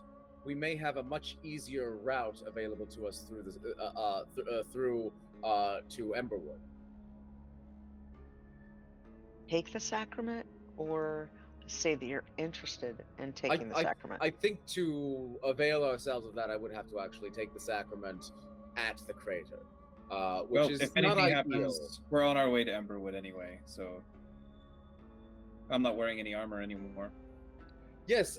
Were you planning to continue not wearing armor? I have the protection of something older than armor. Oh, you had a revelation. I take it that I had that you didn't need dream it. first conversation I've had with the saint in a long time. You see, I can't really talk to her. Yes. Well. Right. Of course. Well, I'm pleased. I'm pleased to hear that you haven't had any premonitions, have you? Not of your death. Oh, good. Excellent. I'm happy to hear it. So on our way, on our way to Emberwood, which route did we want to take? We can attempt to climb over the wall, going very directly. That's right. I have the seal. which would take. Oh, will that help? Yeah, I forgot to tell you guys. This seal will give us the ability to, I believe, as I understand it, to allow the Guardians to let us pass. Though I would say temporarily. Is that how I understand it to be, Josh? So, kind of. The Steward's seal. Maybe I'm thinking. No, So you're just thinking, you're thinking of the right thing. The problem is that the Steward seal. Well, I was literally just looking at it. Then they would know that you have it. The Guardians are inanimate stone things that They might be friendly to you. Yes. So so none of you have interacted with them yet. Yeah, I don't know what the Guardians are. Yeah, Right, but Erasmus, tuning to you the know. item would teach me everything about it. Right. Well, It's like- not necessarily that. It's more so like you know about them because people have tried to climb over the walls before. Right. I've watched people get yeeted. Yeah. The Guardians guard the walls themselves, so climbing up and over the walls. There are Guardians. There's also Guardians at the castle. They take various different forms, but yeah, you personally rebuke them. Yeah. And it gives you a chance to essentially freeze them, so to speak, and allow them to not do much of anything. So you know that you can do that, but you don't know much about that. Yeah. All right, I'll communicate every bit of that for decision-making purposes. And that might be the straightest line that we can take. Wait, now, did we want to pass through the crater on the way there, or did we want to skirt the crater to avoid it? Looking at a map, is that on our way? It is right on the way, but we could avoid it without issue. Yeah, so the crater is like technically on the way, but It's right across the bridge. Right. yeah, I'm gonna be honest. You can't climb over the wall next to the crater because there's no wall left there. Okay, so we could go through So the crater you'd wall. essentially go through the crater, like let's do that. skirt it, kind of around it, but you'd still be at the crater. That's fine. Excellent. Okay. All right, to the crater we go, right? Okay. And we'll Now, I be- understand there is a profusion of deep haze there. Oh yeah. I trust our means of safeguarding ourselves will suffice. Okay. Yeah. I'm gonna leave Olive the raccoon here and make sure there's enough food and everything, as this is a perfect habitat for her. Yeah. But also, if anyone breaks in and kills her, what will happen is me coming back and not being greeted by her will be an indicator that something's up. And you know, not that Rasmus thinks like all the time like that, but at the very least, it's like you're safe here until you're not. And if you're not, then we're not, and I'll know. But, you know. And if something comes in the next, several hours at least, Ryan will be alerted. I imagine. Right. So double layers there. All right. I say a fond, affectionate goodbye, and I will be returning back within the day, making sure she has all manner of doodads to play with, the equivalent of raccoon toys. Raccoon enrichment. She's gonna raccoon enrichment enclosure in the entirety of this tower for her. She's living the best raccoon life in Drakkenheim. She's going to become, when we all get TPK, the next characters will encounter the delirium sentient raccoon queen of the tower. Did we ever get that that very fancy couch back here? Oh, we did, didn't we? No, you didn't carry that because you had to replace it, and none of you were carrying it when you bailed. So it's still there. At Oscars, outside. Right? No, I think it's outside at Oscars. I think it's in the plaza outside the tower. Yeah. Oh, it's in the plaza. Okay. During this long rest, can we have recovered the couch that's right outside? Yeah, you can spend some time doing that. Right. Yeah, I mean, it's not. I'm not going to say it's. You get 1 hour of. Yeah. It's a huge pain to get this big couch up some narrow rickety stairs, some of which are just a board. But do you want some kind of check for that to see if we drop the couch? I'd be willing to use my telekinesis spell after the long rest. Oh yeah. Awesome. And I'd hate to. I have to use a 5th level spell for a fucking couch, but it's worth it. But as a role player who wants to do it for the bit, I'm gonna waste a 5th level once per day ability champion or a couch. Absolutely. Thales is going to ride the couch up then, because that was a lot of fun last time. Nice.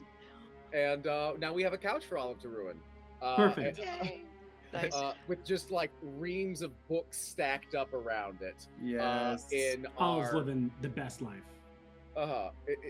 Like in the squalor of the harpy lair. Mm-hmm. I think we did clean most of the shit out. I was gonna say I think we cleaned the shit out of the shit out. Yeah. Nice. I mean, there's some like deeply ground in stuff that like decades of layered guano. But anything movable, we got out. Perfect. As we're going up the steps, if we occasionally step through a bad board, there's some mending going on to get it taken care of. So so we're mending as we're breaking things, maybe the steps. We're mending them as we go up. So really, the place is looking pretty solid. Yeah. With the couch. Thales, nice touch with the couch. I'm glad you. Lovely, isn't it? I may have thought that it might not have been worth the trouble, but you know what? It adds a touch of hominess, doesn't it? Totally does. Totally does. Yeah. Feeling there are not many places you feel okay in Drakkenheim, and you know what? We're getting there. This does still feel a little bit like a death trap and a disaster area, but we're getting there. Hey, you know what? It's our death trap. Our death trap, and I'm okay with that. As soon as I figure out in these books what the spell to make a tower not fall over is, I am going to cast that because I don't like how this sways. But I think we should be fine. I think it's fine. All right. When we get back here, if I can help you find that spell, I will. If I can help you If I can help, I will. All right. Okay, so let's do it. We're gonna go over the gate? No. We're gonna go through the crater, and at the crater there is a destroyed part of the wall that we can cross easily.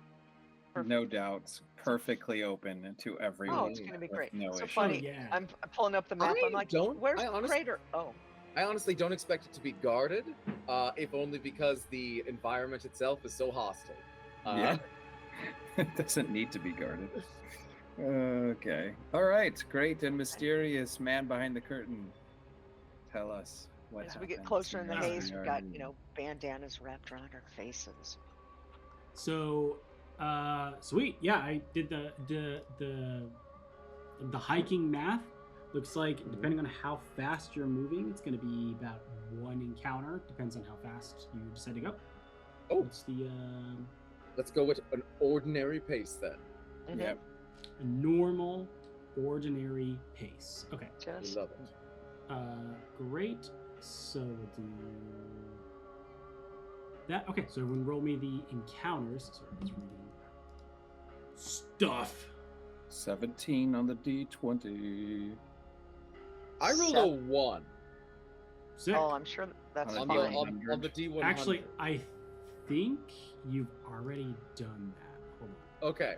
And Shall I roll again? I think it's literally rolling. Yeah, go ahead and roll again. Yeah. Who's that one up? Nice. Okay, that is an 89. An 89. Okay. That's a Seven. bigger number. That is a bigger Seven. number. Yeah. 7 on the 10. 7, and then you said what on the D20? 17? 17, correct. Great. Okay, awesome. So for reference from the map, you are moving from number 12 to the crater. It has no number. It is a big purple circle. Glorious. Let me actually change my layout here. Hold on a second. What's the crater look like looking out from the cosmological clock tower? Oh, it's pretty wild, honestly. It's just take that. There we are. It's just a big hole in the ground, but it's like continually smoking with like a deep haze. Everywhere in Drakkenheim kind of has the haze. This one, that crater ain't right. Very much, kind of falls into. Let's put this one. Is it safe to say this is kind of ground zero? Into that category. That is definitely ground zero. Yes, absolutely.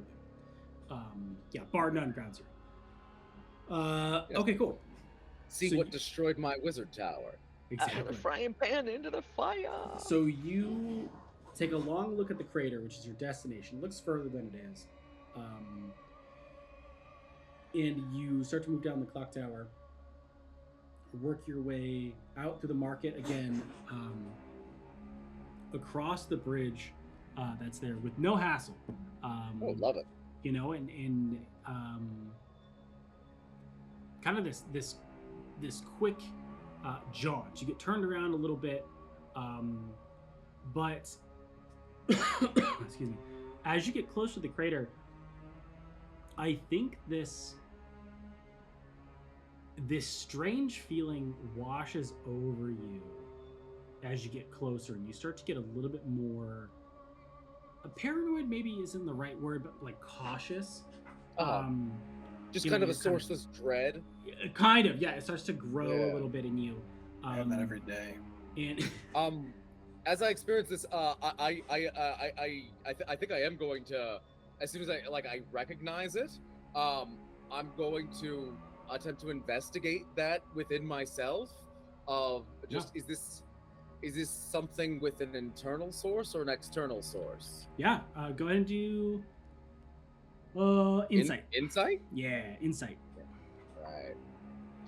That's a natural one. Okay. Wow, it is really hard to tell. You know, it could be a number of things. It could be the fact that you are heading here to almost certainly escape your delirium-filled doom. It could be that going to the crater seems like a objectively bad idea. It seems like you looked at it from the clock tower and it looks ominous to begin with. And then, additionally, you turn the corner and your growing sense of dread, I think, becomes manifest because every single house or business in front of you until the crater is leveled. Yes. Like a massive asteroid has hit the ground, and within half a mile in every direction, absolutely obliterated this section of the city. And I think that's when you stop second guessing yourself and saying, "Oh, this dread is coming from inside," and start to go, "Oh no, the danger is very real. Like we are going somewhere." It's just apparent danger. Yeah, and so whether or not it's the crater giving the dread is kind of hard to say because it's definitely just not a good place to be. Right. Okay, good. Yeah. But one thing you find as you kind of explore that and you start to kind of gaze in awe at this massive quote unquote natural phenomenon that has happened in this city. This completely destroyed section of the city. There is in front of you at the end of the street, and so far nothing has accosted you. You can see in almost every direction now. There's nothing that seems to be around this area, but in front of you, on what would be like, think of like the sidewalk just above like the gutter. There's about 6 bottles that are glass bottles filled with little shards of delirium, just sitting there in almost like a little shrine as you walk out into the street and see the path that the asteroid has fallen forward in front of you. Oh, so bottles full of little shards of delirium. What do you make of that? We're not touching it. We're just gonna ignore that. That seems wise. Yes. All right. Bailey's is gonna agree a lot, but also linger. Are you gonna put your own over there? Is that what you're gonna do? I'm thinking about it. I feel like whatever could be watching us might be judging our payment plan here. That seems true. As soon as you say watching us, I'm like, Rye's looking around. I get that feeling in my stomach. I think we may need it for the journey. And after much deliberation, Felix is going to continue onward. Okay. So you continue onward. It's still, late afternoon, early evening as you approach this place. So the sun starts to set, right? Which essentially means that the foggy haze gets just slightly darker. And we're still just moving through the outer blast area. We haven't even entered the deep haze yet. Exactly. So you are approaching the what is called the rim, or the rim of the crater. You walk. If you're looking at the map, and the map is actually pretty important on this one. So if you have the map pulled up, there's that section that looks like it's like a torn scar in the. If you have it, so that the crater is right side, like the lake is right side up. There's that northwestern section of it that looks like it's like clawed out. That's where the asteroid kind of hit, bounced, and then cratered itself. Gotcha. In that space, you see as you approach it, there is, and I would like everyone to summon their FromSoft imagery here. Is you see this almost entirely destroyed chapel that is so far out onto the rim that there is almost no way it wasn't utterly destroyed. And it sits right on the crater's edge. Is it kind of the only building around that's standing? It is the only building around. Is it cut in half or anything like that? It's not. The roof is gone. Okay. But that so is it. It does look damaged and dilapidated, but not as much as it should be. Yeah, pretty much. Yeah, exactly. Do we see anything else in this kind of blasted Badlands? From what you can tell, there's it looks like a ring, so it hit, kind of bounced and then cratered, and then around it there was an impact. So there's still like a considerable amount of damage around it in a really large radius. The only thing else around the crater is this chapel, and then a very worn path that leads kind of back towards where you know what gate is that? The Champion's Gate? Champion's Gate. Okay. Which is the gate Which is the one that follows the Fallen Fire. Exactly. They control Okay. that. But then past the crater, you see where the wall was going, and then there's no more wall. We can see that far. Oh yeah. So is the deep haze just within the actual crater? So you're not up to it fully yet, but it seems as though in the crater, the haze is like shades darker than you've ever seen it before, including in the deep haze. Is the chapel at the edge suffused in the deep haze?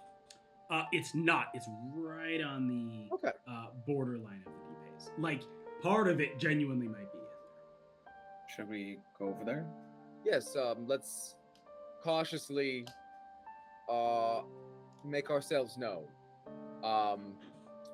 And we're gonna go up to the chapel. Okay. Okay, hold on 1 second.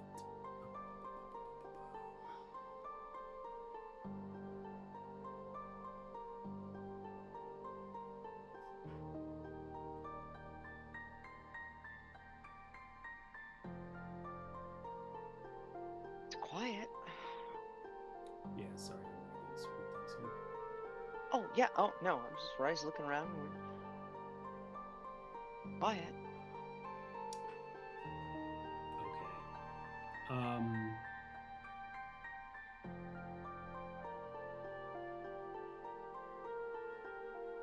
Okay. Okay. So as you approach what's called the crater's edge, and this chapel, you see as you get closer the kind of deeper, darker haze in front, rising from the crater itself. It's almost like clouds, not necessarily like fog isn't really the right way to put it. Yeah, but it seems to hang only in this kind of section. Occasionally it'll dissipate out, but it just creates this like fog from there. Is there a plume that seems affected by wind, or does the fog seem to be unnaturally drawn towards the center of this crater, even though it's being produced from the crater? Go ahead and roll. You have three options. Nature, maybe? Is it like I just want to know if it's behaving more or less naturally. Nature, survival, or Arcana. You roll any of those. Oh well, it's got to be Arcana. Well, and they'll give you different answers. Okay. So it depends on what you're looking for. I can do survival. Like no, my first curiosity here is on nature. Okay, okay, that's not good. That's a 20. Nice, that's great. Yeah. So as you kind of ponder this strange new experience that you're seeing in the mist itself, you notice that the clouds swirl and move in certain ways that almost are like kind of Twister-esque, but then they get these shots of this purple lightning that cascade up these swirls.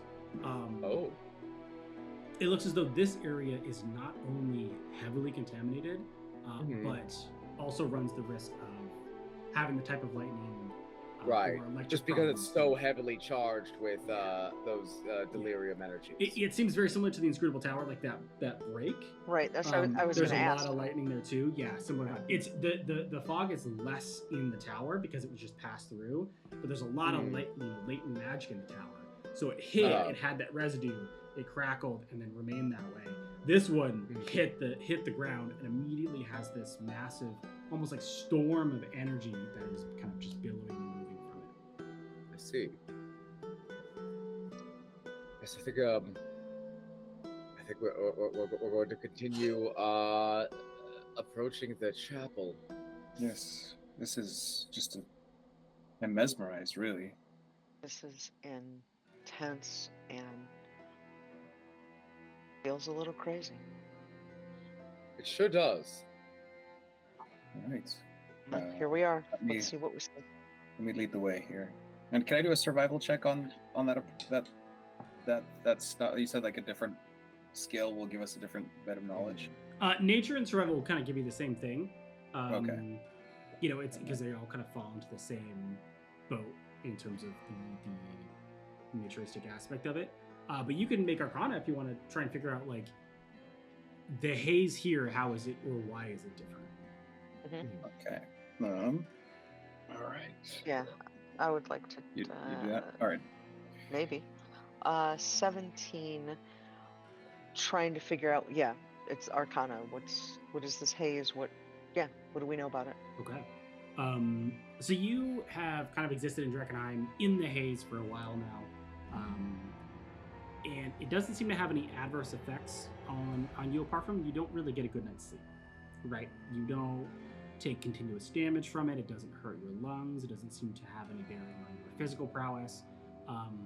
The struggle that you run into is deep haze. That's where, you know, every so often, every hour. It goes from Agent Orange to mustard gas. Kind of, yeah. Is like, if that's the scale, right? Is like you're taking, you know, considerable damage. It starts to affect your lungs, starts to affect your body pretty heavily. It starts to necrotize, you know, a lot of yourself as you spend a lot more time in the deep haze.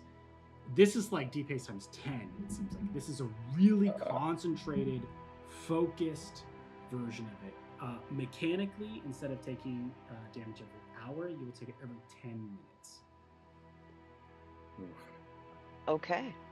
So I'm sharing that information with you guys, and let me state the obvious. It seems like maybe we should try to do whatever we're trying to do here as quickly as possible, and get out of this deep haze. Well, thankfully we don't have to go into it, right? We're going in just into the church, check things out. It seems to be just in the basin itself, right? But you're not like right on the edge of the crater yet, so you don't know how deep it goes down. Or how it goes out. Right.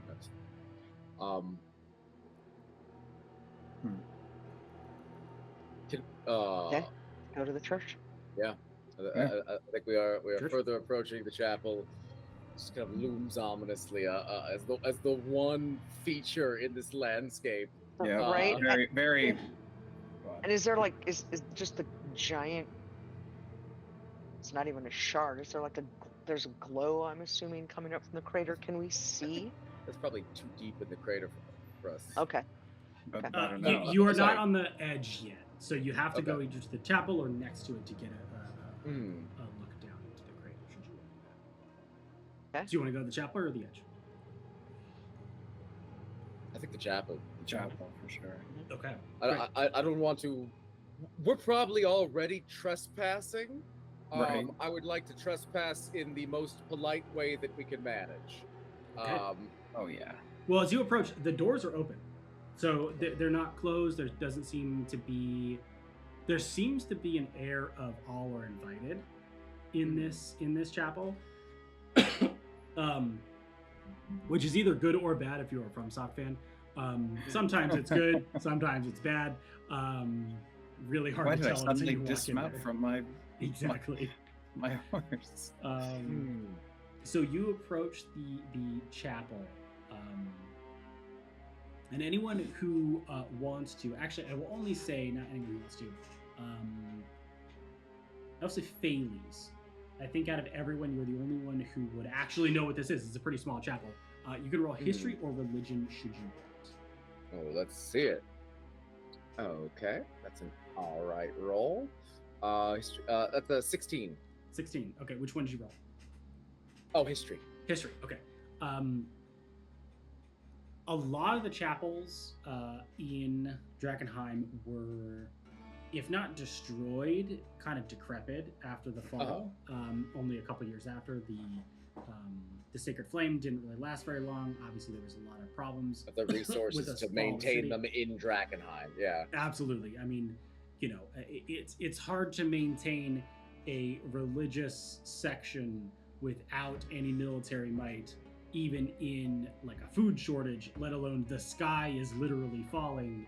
And the counter-revolutionary who predicted this happening was right, and you know, you were not happy with her. So, Yeah.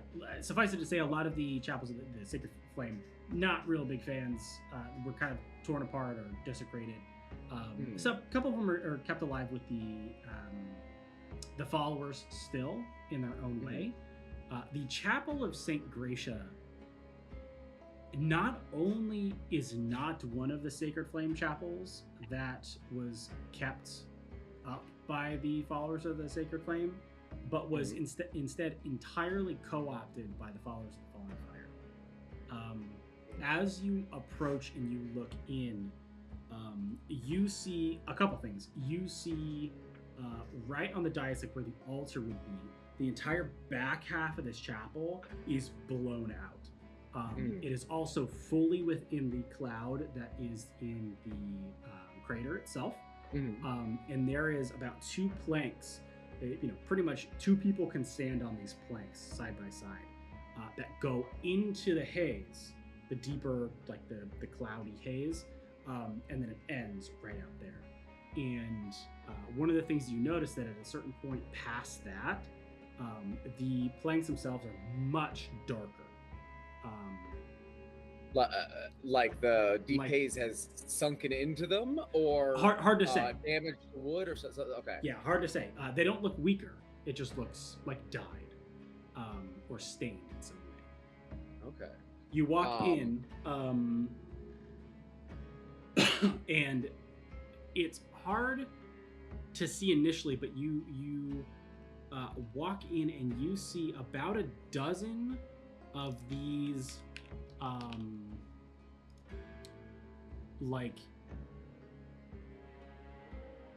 very similar to the ethereal creature that shot at you as you were fleeing. There's about a dozen of them standing about in this and around this chapel. You didn't see them as you approached, but they were inside. They look like they kind of ring the inside. And they don't make any moves to attack you in any way or act aggressive. But they are tracking you as you walk. I'm sorry. What manner of creature did you say they were? It's very similar to, like, that you fought the Haze Hulks, and then there was like the one leader that was like more ethereal, kind of undead in that way. Similar vibe here, except there's a dozen. Okay. Can I go? I'm gonna kind of freeze as I see them looking at us. Okay. And then if nothing happens, I'm going to approach, not too close to the nearest one, but take a few steps toward them, and convey that yes, I am a pilgrim in search of a speaker to convey me to the sacrament. So as you walk up, you see, and I will say, much like yourself, the armor that they are wearing is, full half-plate armor. Very, quite frankly, if it wasn't totally ancient, it would be very nice armor. However, there is a sigil on it, which looks very hastily undone, which it kind of off the cuff, because you're approaching this place, you've already rolled the history check, you already kind of know what you're walking into. The sigil below it, like that's been removed, is the followers of the Sacred Flame. Right. It has been replaced with the followers of the Fallen Fire. So it has been removed, like scratched out, and then a new one has kind of been emblazoned on, whether cheaply or etched on, kind of whatever. So these are Haze Hulk servitors that have had their it's important to know base instincts overridden a little bit. Well, so it's important to know that these don't. Interestingly, these don't seem to be delirium at all. They seem like they are just raised up. So just zombies, not mutated. Yeah. Yes, exactly. But clearly, you only get this kind of level of undead if you raise someone that didn't die of delirium. But more closer to that is like almost like on consecrated ground. Like these could be paladins that were interred in this chapel, that were raised up to protect this chapel because they protected it in life. And are then- they quite desiccated? Oh yeah, quite desiccated. Okay. Like these ones, because there's no nothing decays in the haze. These ones are like half decayed, and then they were raised up, and then they had kind of stopped decaying. But they look like they, at some point or in some situation, were guardians of this particular place, and so remain so. Yes, I'm gonna speak to this one. Do you think you could direct me? And you see some of them kind of stand there with their swords, some of them have sword and shield, and they all look, the ones that you approach look at you, and then they look towards the kind of platform that walks into the haze, and a being you didn't see before is standing right before the edge of the mist. I will approach them. As I get closer, do I make out any details of them? Yes, you do.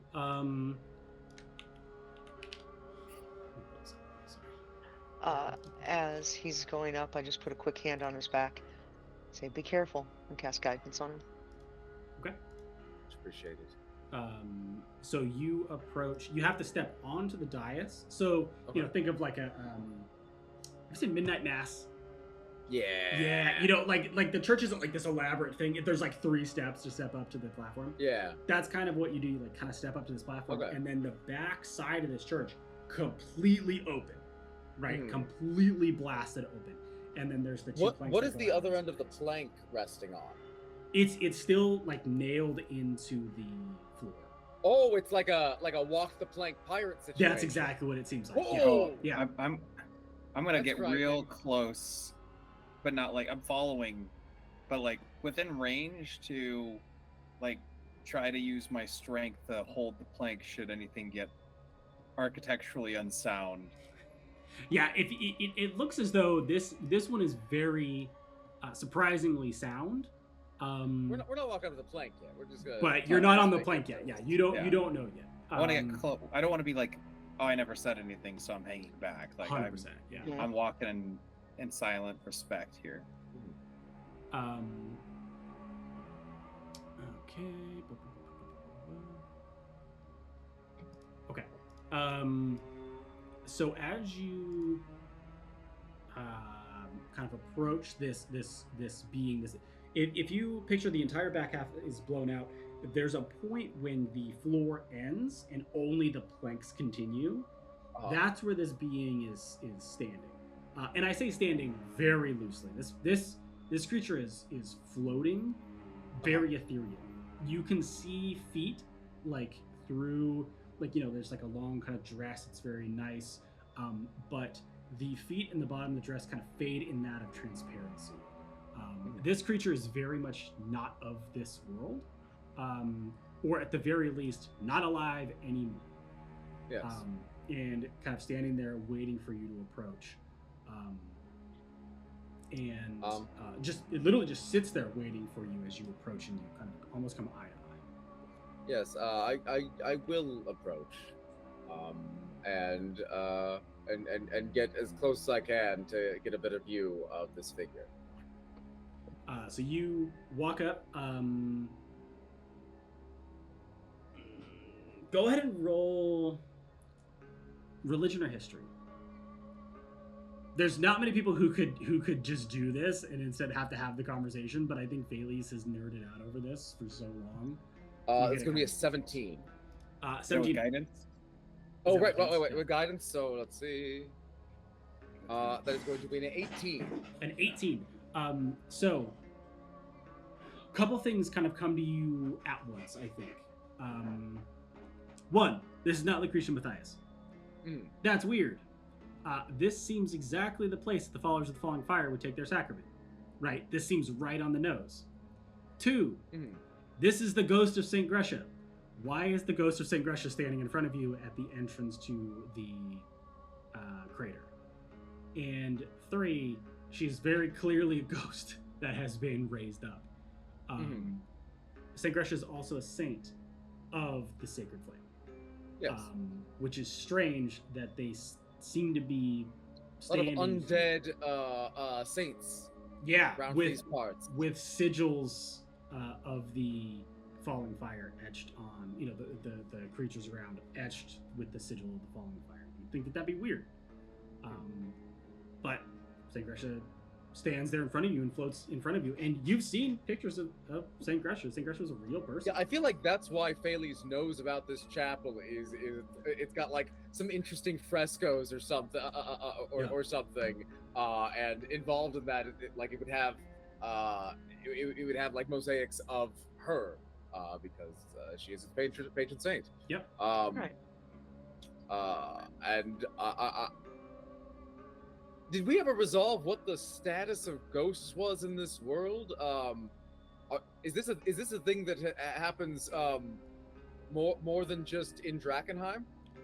Yeah, ghosts in this world happen. It takes a pretty strong magic to raise a ghost up. It takes stronger magic to raise up a saint ghost, which I think becomes pretty weird when you think about Erasmus's situation. And I think hits you in the back of your head a little bit. You're like, that's weird, right? Oh, so a ghost is not a thing that just happens sometimes. It's a thing that someone does. Yeah. Thing that someone does or does to somebody else. Right. Okay, that's very interesting. But I'm gonna file all that away for later. And I am going to greet this echo of Saint Gresha, cautiously, guarding all my skin, and say, what is your purpose here? And there's a kind of a long pause as she regards you, and says, I perform the sacrament, as I am the only one who can do so this late in the day. Have you a fragment? I do. Is there a particular sort of fragment that it must be? And she reaches out, and I think even Pheles at this point, I don't know if obviously literally, but maybe figuratively, has multiple layers of protection around himself. And when Saint Gresha reaches out and she just touches the outside of the armor with one finger, there's this immediate feeling of being totally naked and seen. Yes. And she says, you need a fragment that represents a slice of your soul. You do not have the fragment. And she kind of takes her finger out. And so that your mind kind of reels for a second and goes, of all the fragments I have in my pockets, one doesn't suit the depth of my own soul. It doesn't describe or feel or look like or give the vibe of the soul of Pheles the Curious. Well, thank you very much. I shall endeavor to find such a shard. Do you have any advice as to how such a precious thing may be found? She says, look with this, and kind of holds, her hand up to her heart. And then just kind of ushers, like, kind of a wide stance to the door, and, all the guards kind of go back into like a ready position, not like a aggressive position, but kind of like almost like a salute position. I shall. Thank you. And I'm going to turn and shrug at Ryan and Erasmus. Well, let's continue on, shall we? Yes. And walk back out the entrance. Good. So mechanically, you can search for this fragment. It is a series of checks that you can make. You have to make it here. You do not have to make it at this time, but this is the only place that you will be able to find such a fragment. And mechanically, you need to make it with your highest ability check. Highest ability score, sorry. So you make an ability check with your highest ability score. As we're leaving, can Bailey's look around and It'll take an hour. So it takes about an hour to search once. Which will have which will have an encounter. Yeah. Would Erasmus and Ryan be willing to wait for me a moment while I look? Yeah. What do you think? Very generous of you. Thank you. Yeah, no, this is a lot. I know her as a saint of the sacred flame. Yes, she appears to have been ensorcered, brought back in service of the followers of the Fallen Fire. Though perhaps she was simply swayed under their control and brought back earlier to defend the church before. It's a running problem with undead servants. Is any talented necromancer can steal yours. And then you do all the work of bringing them back, and somebody comes along and enraptures them. Fickle creatures, the undead. And so it's just an ability score, or with no skill attached, or just an ability score? It says ability check using your highest ability score. So I will just say highest ability score, no bonuses. Okay. I am going to Guidance help with that? No. It would. Oh no, Yeah, it wouldn't. Okay. Okay. And I am going to add. I'm going to cast a controlled mutation to give myself advantage on this. Okay. Thales, for the first time, is going to cast that on himself. And you see just the scoots covering his body, like iridesce and ripple as they kind of grow outward a little bit, and his eye sockets deepen and then flare with a sickly orange light. As Sick orange light. All right, and so let's see. This is well, it's a good thing I had advantage. It's a natural 1 and a 19. 19, okay. So you spend a good portion of time. I think it's not even digging or looking. I think it's just pacing. I think it's wandering. I think there's a piece that Thales is stuck on, which is Thales always looks for the answer through tangibility. And I think there's a feeling of, instead of tangibility, like instead of digging for the piece, there needs to be some level of almost like intuitiveness to it. Yeah, Thales, I think, is a little lost. This feels like a nonsense quest, but also he feels the gravity of it. There's not a procedure he can employ. Yeah. There's no reasoned method he can use to find this. But he feels like this is the time to search, and so he's going to look out. Yeah, and I think you wander for something like 45 minutes. You know, maybe in the same area, maybe closer to the. I think he's just kind of skirting the rim of the crater. Yeah. Just kind of looking out into the haze. Whether or not it's too dense for him to see, he can't see anything in that crater. Yeah. He's got 30 feet of vision. Yeah. So you see, like, the roiling, almost like bubbling surface of this larger cloud, and then nothing. Does the cloud remind me of anything? I don't.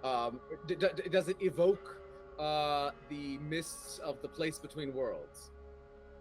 I don't think so. Okay. Which I think that thought comes to you but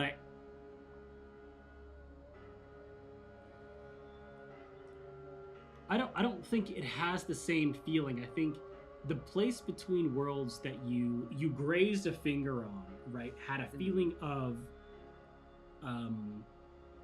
like threatening, but not in a direct sense, in a I am so out of my element depth, or out of my element sense. Like, you woke up suddenly in, point Nemo, and you're like, oh no, this is like not a good spot to be, right? Yeah. And then we're immediately placed back into a city, or back into on dry land. This, I think, is like, as you stare into it, you get the feeling of being lowered in a cave into sharks. This place seems dangerous. This place isn't necessarily veiledly threatening or dangerous in a I'm gonna say like an abyssal sense, in like a too big to fathom sense. This seems clearly threatening. Yes. Like very directly so. And so I think you think that thought, and you're like, does this remind me of something? Is this reminding me of that space between? You're like, no, this is much more direct. The difference is that this feels small. This feels more like a knife. That one felt more like a nuke, right? Like this one feels like it could definitely kill me, but that one felt way worse. Like it was, if that one got threatening, I'd be in a lot more trouble. There is plenty of danger here to go around. Yeah. But that felt. That felt like I was having difficulty doing a Fermi estimate. Absolutely. It's just like within 2 orders of magnitude. Still don't know. Yeah. Yeah. Absolutely. And I think you maybe you sit down on the edge of the crater edge, and maybe you can kick your feet over the edge and kind of sit there for a minute and kind of deal with the uncomfortableness that is having to go instinctually, whereas previously you've gone based on formulae before. Or I think Thales operates instinctually a lot, but it's having a rationalized explanation for his behavior is something he kind of clings to as a security blanket. Being able to explain why he's doing things the way that he's doing them, even if that explanation is a lie, is very important to him. Yeah.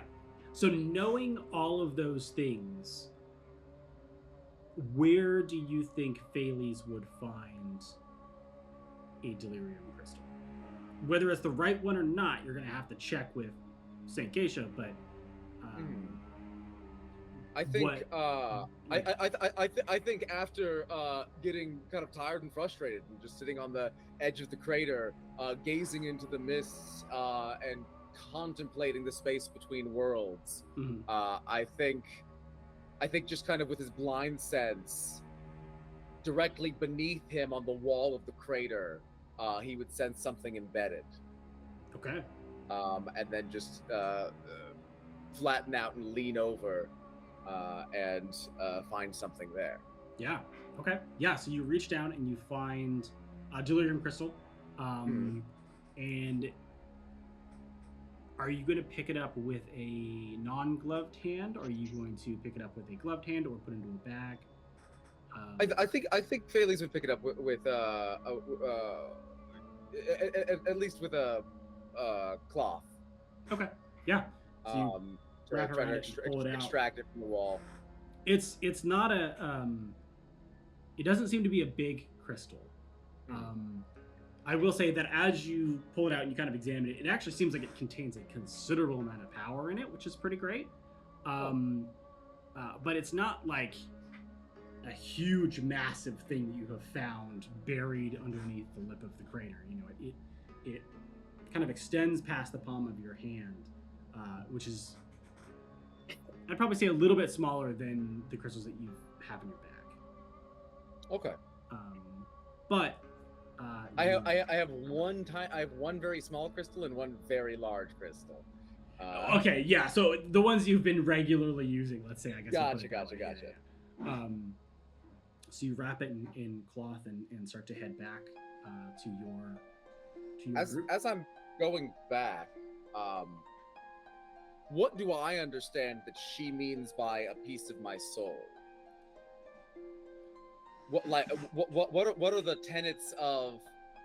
I imagine the followers of Fallen Fire are somewhat esoteric with their tenets, but the Sacred Flame. What is this like?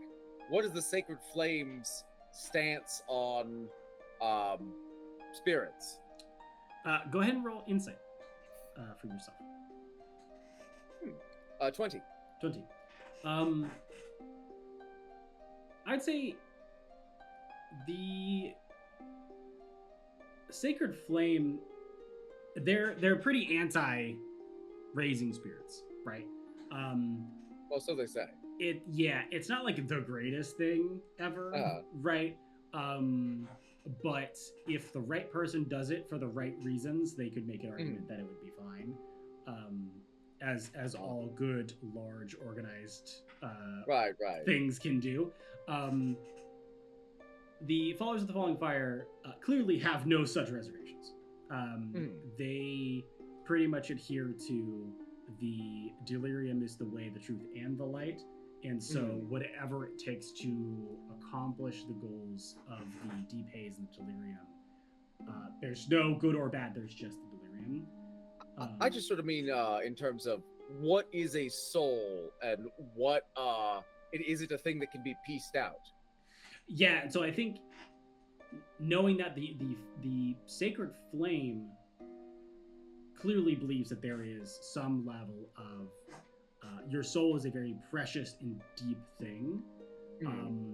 And there's some level, I think, that the Falling Fire, because they borrow a lot of tenets from it, carry the same mentality. Like they're like, yeah, it's a pretty serious thing. And so in order to think of what you're starting to kind of, I think, understand about the sacrament is less about giving yourself away to something, which is, I think, what a rational person going into this would be like, oh, are you going to take a piece of my soul and embed it in this thing, and that's going to be a problem? It's more so you have to understand yourself so well and still be an emphatic yes in order to accept the sacrament. Otherwise, the sacrament will not work. And so you have to find a piece of the delirium that you connect with that is like your favorite pet rock, right? Yeah. Like it's gotta be that level of like, this rock, there are many like it, but this rock is mine kind of mentality. So it's less about giving yourself, a piece of yourself away, and it's more so, is there a piece of yourself that you can find at the crater? That's, I think, kind of what it's more. It's very, like any good cult, you can only be whole when you are given something from the cult. Right. And this is what this is. So Thales has kind of contemplated these ideas. And he's gonna return to Ryan and Erasmus, and after pausing for a moment, well, I found a piece of delirium. I'm not sure what was meant, but that was one that spoke to you. I expect being a it seems as though that it is likely that I will be asked to perform some test of loyalty. But I want both of you to know I am loyal to the two of you. I am your wizard, and that is where my devotion lies. And I shall never act to harm either of you without good reason.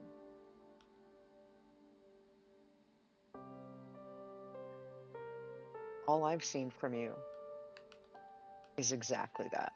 You've done nothing but try to help, and you have helped. That is my hope. It's what you've done, and regardless, you've been, and you will continue to be, a good mentor, a good leader, someone who's literally helping us survive through whatever this life is that we've chosen. Yeah. Well, let us support you on your path as well, and trying to figure out, well, all the mysteries that are here. I understand that this is uncomfortable and frightening and quite possibly ill-advised. Hasn't stopped you before. And it keeps working out.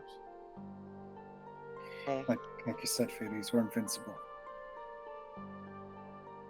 As long as we're together. something else to experience, and you know we've got you.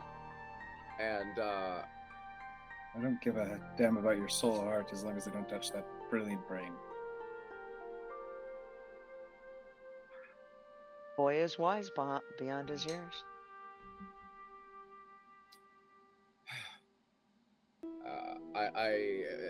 My hand's shaking a little bit. I'm going to use I'm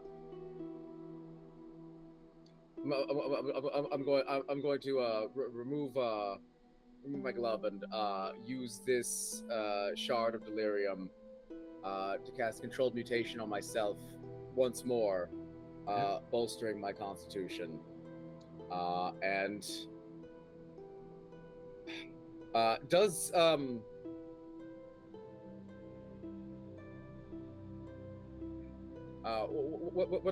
when I touch the shard, does it do I feel any particular connection with it?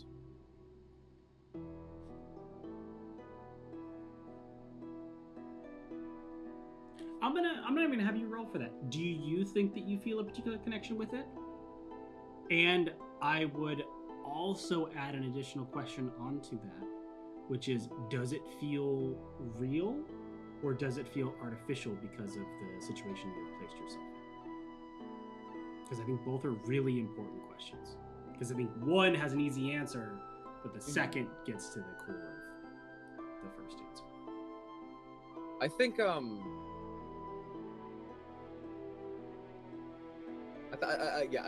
I think Bailey's is kind of swimming in feelings right now. I think the magnitude of taking a big swing like this is kind of looming over him. But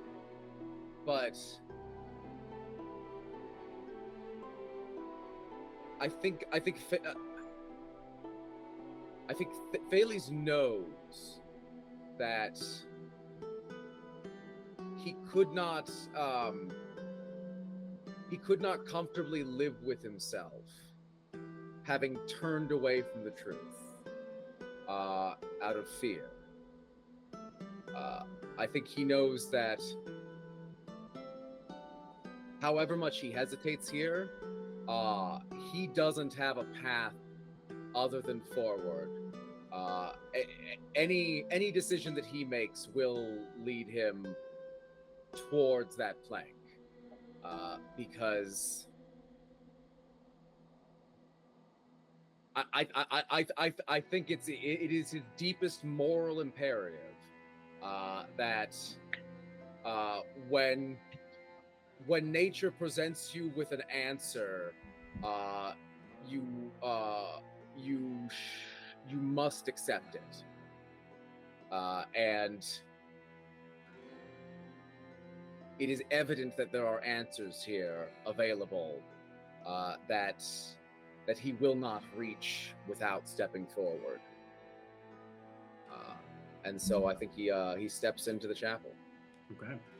And stepping into the chapel and approaching, I think there's a sense of reverence now as you walk in with this fragment in hand, that all of the creatures around, all of the raised paladins around you, essentially, there's a reverence as you kind of walk into this space and you approach the ghost of Saint Geisha. There's a a brief moment as you are standing in front of her, you know, with the crystal wrapped in your hand, where you have a minute to decide two things. If you're going to go through with it, which, I mean, you've already decided kind of yes up until this point. This is kind of the last minute to step back, and you feel this, you know this. Yes. And is this the right crystal?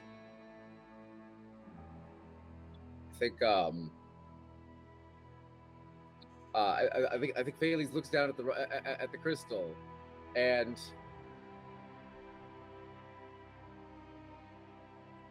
I don't. I think what Thales sees in this crystal is the thing he's been seeking, right? I think he see. I don't know if Thales thinks that Saint Gracia will agree that this is the right crystal, but Thales looking down knows that every crystal is the right crystal, and hands it forward to her. Okay. So as you, yeah, go for it. Okay, go for it.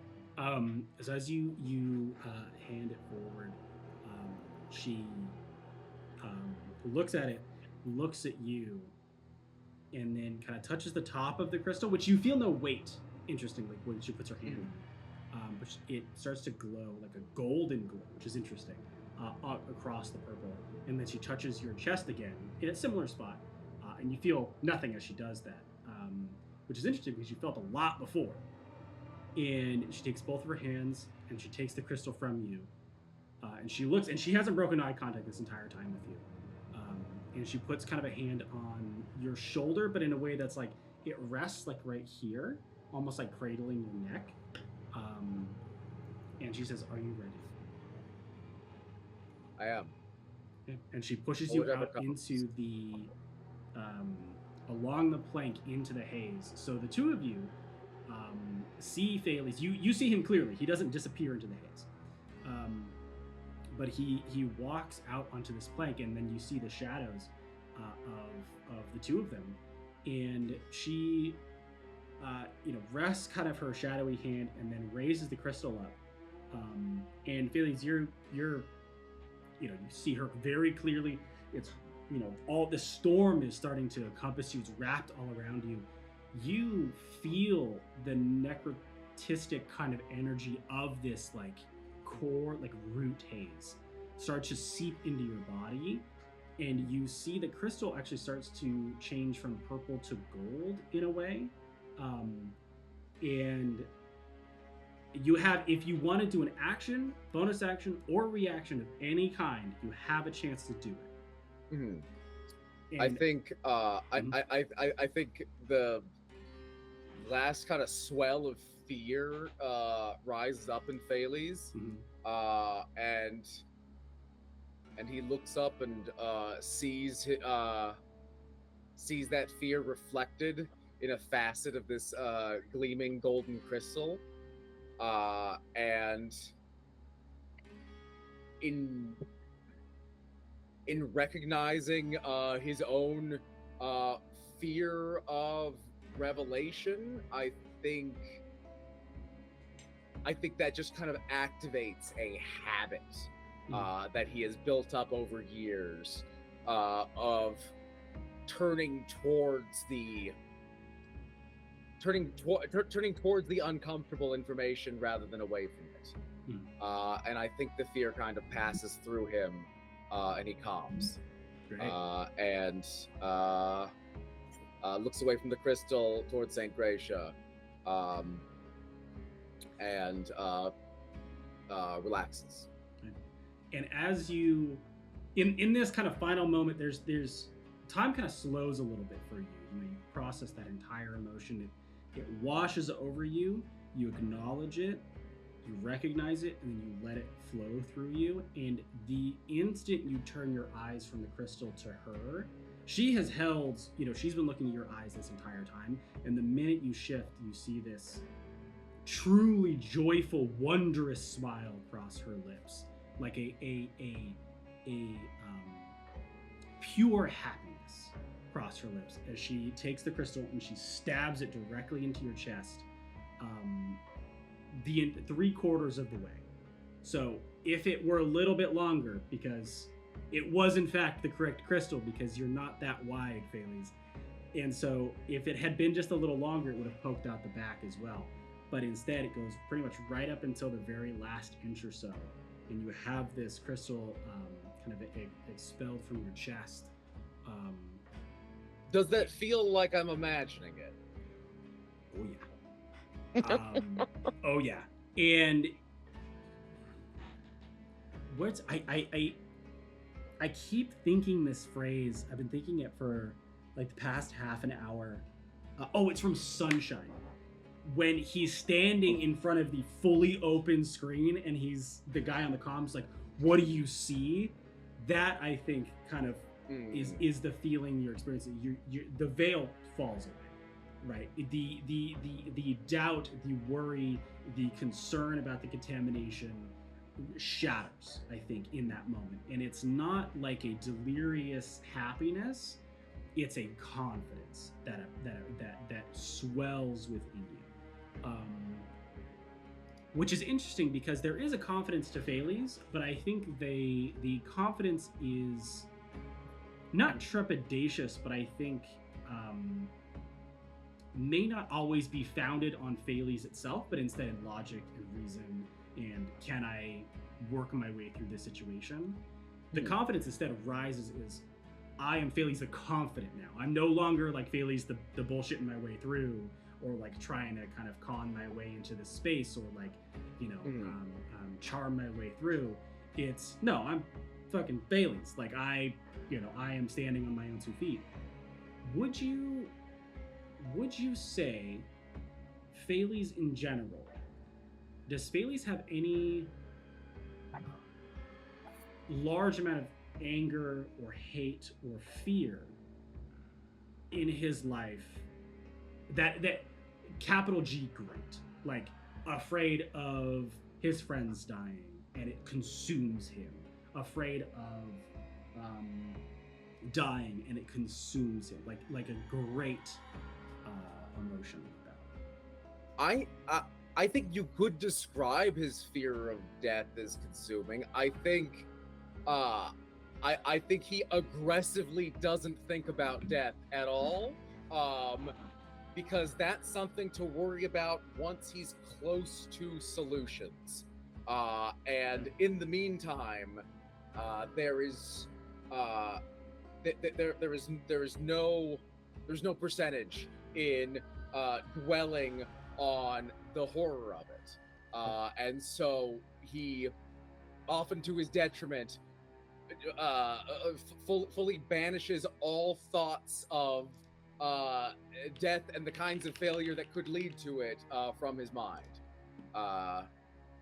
But it's a subtle kind of consumption, right? He would not regard himself as consumed by fear of death at all. I think he feels that he has mastered his fear of death. Okay. But I don't think that's true. Okay, but what I'm hearing is that it's not necessarily an all-consuming thing. It's just like many around himself, hasn't mastered the fear of it yet, hasn't gotten over the fear of it yet. Not just hasn't gotten over the fear. I think he can't. I think he doesn't have the ability to comfortably even contemplate it. Okay. So, but I don't think it's something that like keeps him up at night at all. In terms of hatred, I don't think he has that towards a person. I think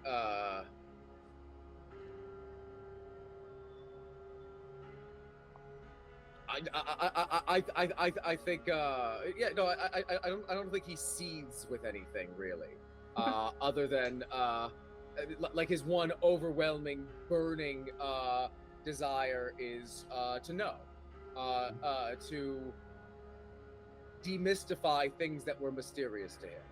Okay. So a couple of things are going to happen at once here.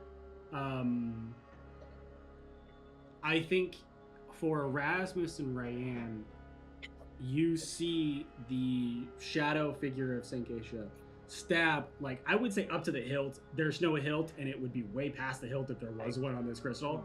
Grabbing Erasmus at that point. Yeah, like, deeply embeds it into Thales. And the minute that happens, there's this barrier that goes up past the point of the stairs, like, to walk onto the dais, which blocks you from passing entirely. And the creatures surrounding the chapel actually start to move so that they line, like, bordering you from entering this place. And it's clear, you can see it. It's got like a little bit of a shimmer to it, but you see it before Thales does. But it comes from the ground, and it's this large, ethereal, fog-like, dark, black shadow that appears from the ground. And Thales, you haven't knelt or anything. You've been, you're racked with pain, but then immediately filled with confidence. And you look over and you see this shadow that is actively approaching you. I need you to roll initiative. We're gonna kick this off. Let's get it. All right. Time to use these new abilities. What's the stature of this shadow? It is exactly your height. Very cool. That's a 15. 15. Let's find it. Let's see if I did buy one. Okay.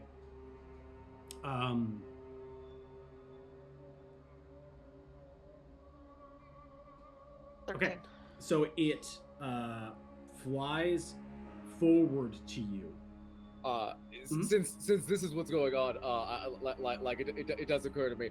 I think Thales deeply resents the Amethyst Academy as a whole. I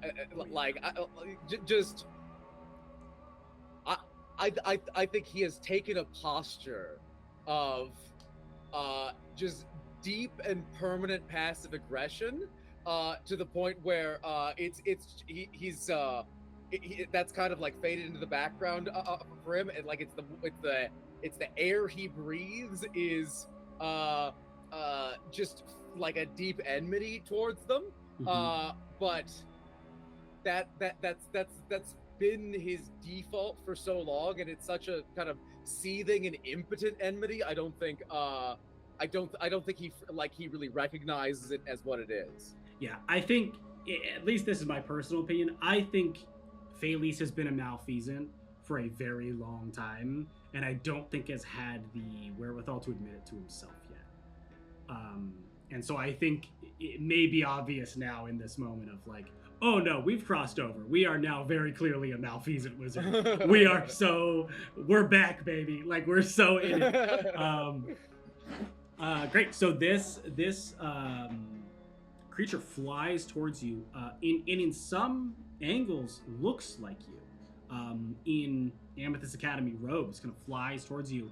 The problem is that you're in this deep mist, and then a large cloud kind of crosses in front of you, and the creature disappears. Is going to. Is it within the range of my blind sight? It is going to be, and so that's the thing. Okay. So it mechanically, it's going to take the hide action as a bonus action, because it doesn't know that you have blind sight, because it's not you actually. It just looks like you. Oh, that's lucky. And flies into your space, and so you see it. Therefore, don't get any attack of opportunity or advantage because you see it coming. And is going to attack you. What's your AC? Can I keep reading? My AC right now is I'm wearing the armor that Erasmus gave me, and so that's going to make it 19. Oh yeah, we'd love to see it. And do we see him being attacked? Oh yeah. Okay. If you would like, you can roll initiative. Oh yeah, we've done that. I am going to call back. Don't interfere. I think this is important. Would you still like to roll initiative? You are more than Yeah, I welcome mean, like, to. you don't gotta listen Absolutely. to me. Okay, what's your Mhm. what's the initiative level? Okay, Yoga. 13. 17. 13, 17. Okay, we'll get you in the next round. And I'm like, I hear you. You let us know if that changes. Because I'm pretty sure if you guys hop in, that's gonna add like a dozen paladins to the fight. Oh yeah, you got a lot of problems, and I'm they're not definitely hopping- not going I'm for not things. hopping yet. I'm not hopping yet. I just Okay, just around. instinct. Yeah, instinct would be have to get ready to just have to be ready. Cool. So Phalles, your turn, and this creature is in front of you. You can see it. I am going to draw Twilight. Sick. And it's going to blaze with light in my hand. And yeah, I think I'm going to go for an attack with it. Love it. Love to see it. Let's get it. Okay. That's a 14. I have +2 to that now, so that's a 16. So cool. All right. Yeah, you hit. Hell yeah. Here we go. That's 1 point of damage. Love Oh that. my Magical God. slashing damage. Excellent. So you draw the sword, and it this crackling of light. I think it actually starts to be ringed with that that purple lightning as you pull it out within this cloud, and it kind of cuts the cloud in front of you. And you wield it, and you swing, and it the shadow just kind of reforms. Right. Okay, that makes sense. Magic it is. All right. I mean, it is a magic sword. It still did damage, sure. but like, Sure, Cool. Okay. Well, just by initiative order, we'll go to Ryan. If you I want guess to do last, I think. I got the 17. Yeah, I'm going back to the top. Oh, so we'll got be it. next. Got Yeah, it. yeah. Got it. Watching, sitting tight, hands probably sparking a little bit, but absolutely nothing. Actually, no, hands not sparking. I don't want to do anything that looks at all aggressive. Holding action for, nothing. She's just continuing to watch. Okay. All right. Cool. Yeah. So you are watching this interaction take place out on the planks, right? With Plank. these two spirits just duking it out with Phalles. Well, just the one spirit, but there's another spirit there, kind of hanging out. What is Saint Gracia's like posture now? Is she like very relaxed? Is she like refereeing? Is she like hype manning a little bit? Like, Taking money from the paladins. Yeah, for bets. I mean, definitely like bookie energy going on here. All right. No, it's her gaze hasn't left you, even when the shadow showed up. So it's like, folded hands kind of across the stomach, and just kind of staring at you with like that full joyous smile, but like a complacent, contented smile. Okay. So I'm confident that this is what's supposed to be happening. She doesn't have any indication that like this is weird. Cool. Okay, cool. And then around the dais is that large kind of shield, that barrier, and then the 12 kind of undead paladins ringing that, and kind of encircling you as well. And that brings us to Erasmus' turn. Why aren't we helping him? What's going on? I feel like this is something that is part of this. We don't even know what this is. No, we don't. But I feel like I don't feel like we should interrupt it. I think it's the right thing. Sometimes, well, you've done this. Sometimes it's best to wait. Can I just cast a spell on him? I don't think so. I think we should wait now to see what happens. He's made this decision. If he starts losing, I'm kicking all their asses. That's fair. but let's hold off for now. By Yeah, losing, I mean dying. we both He, know. he deserves to get his ass kicked now and again, but he doesn't deserve to die. You're not wrong. Let's sit tight and see what happens. All right, I'll just like I'm- she's heavy breathing. Right, and I've got a hand on him. Not holding him, just touching him. Contact another person, making Yeah. a connection. All right, that's my turn. Is taking the dodge action, just in anticipation for a betrayal Sweet. by the paladins, not by anyone. Okay. Great. Yeah. So the creature is going to morph a little bit. I think Phalese. And instead of being you in Amethyst Academy robes, is going to shift into your first mutation that you got, which I actually forget what it was. Well, was it you losing your skin, or was that the ghost? That was the That's the ghost. ghost. I think that was the second one. What came before that? Are you getting crusty, crabby? Oh yeah, yeah. Okay, so that was the first one. It just didn't become all my skin gone until later. Right. Right. Yeah, the first one was just the sore. Was the sword? Yeah, which became the skin pop off once I hit I see. 4. I see. Yeah. So you see it shift in, from the robes into, you're now wielding twilight in front of you.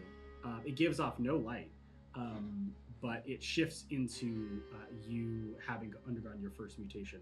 It is going to swing again at you. It's the same roll. It misses again, so kind of swings, and I think you kind of just lean backwards just a little bit and watch. I think maybe it just like fully strikes me, but just skids off of my my scoot armored plate, my scoot armored face, and the new armor I'm wearing. Sick. Sick. And All right. yeah. I'm going to I'm just gonna take a moment and think about, like, oh yeah, that was a time. I remember that guy. I spent that whole time really hoping that nobody would throw acid on me, and I am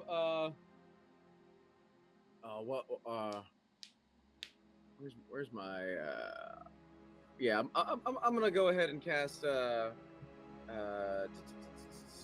what's the spell? Yeah, I'm gonna cast acid burn. Okay. Sick. And so it's gonna need to make a dexterity saving throw. Okay. Or take some acid damage. What am I trying to save against? DC 15 dexterity. 15. Okay, so it succeeded. Okay. Hi, I see you were hoping I wouldn't throw acid on you too. Just like me back in the day. But that is that is my turn, though. Cosmetically, I might cross swords with it a little bit in between spells. Sick. Okay, so after Phalese's turn, either of you have a chance to do something. Should you choose to. If not, I'm going to go ahead and Just take skip a on dodge through the action. other one. So if Phalese ends his turn, let me know if you want to do something. Right. We do. I'm all Dodge set. action. Cool. All right. So yeah, Chad's just gonna go again. We're duking it out. You see it start to change a little bit more and morph a little bit more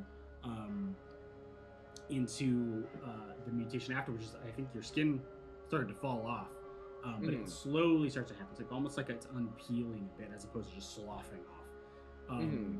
So that one. I think mine turned to mist and blew away, which was Not That was an as experience. yeah, that was a little more dramatic, I think. This one actually did hit, which is great. oh, lovely.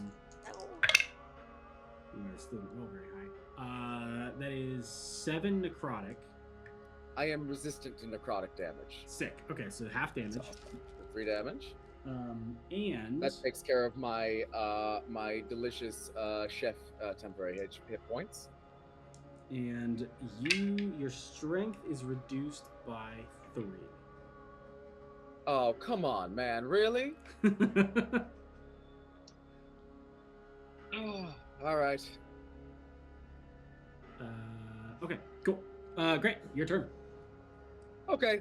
In that case, well, this has been fun. And I'm going to raise up my sword and swing it around, grazing it across the delirium in my chest, and flinging just motes of this octarine energy out past and around the shadow, and they're going to orbit around and then just strike into it. I'm casting Comet Shards at Sick. 3rd level. Let's get it. Nice. And that's going to be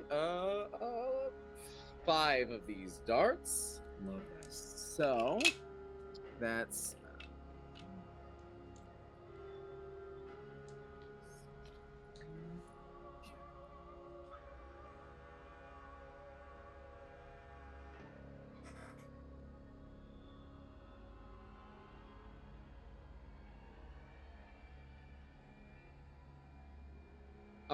44 points of force damage to this. Sick. It's awesome.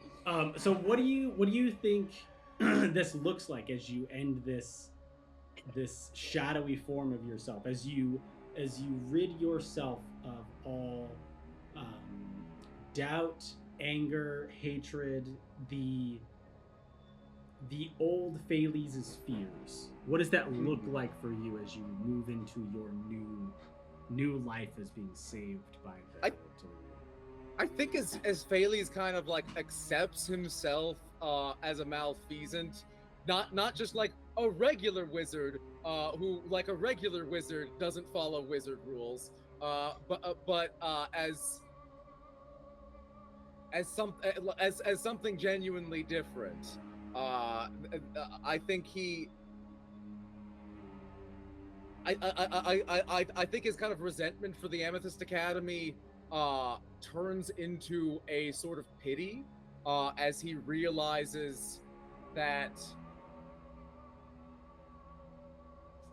the restrictions that they confine themselves to, not the ones they say they confine themselves to, not even the ones they believe they confine themselves to, but the actual things that these wizards are unwilling to do are born not out of a need, not out of not needing to do those things, but out of a genuine fear of what they might discover about themselves.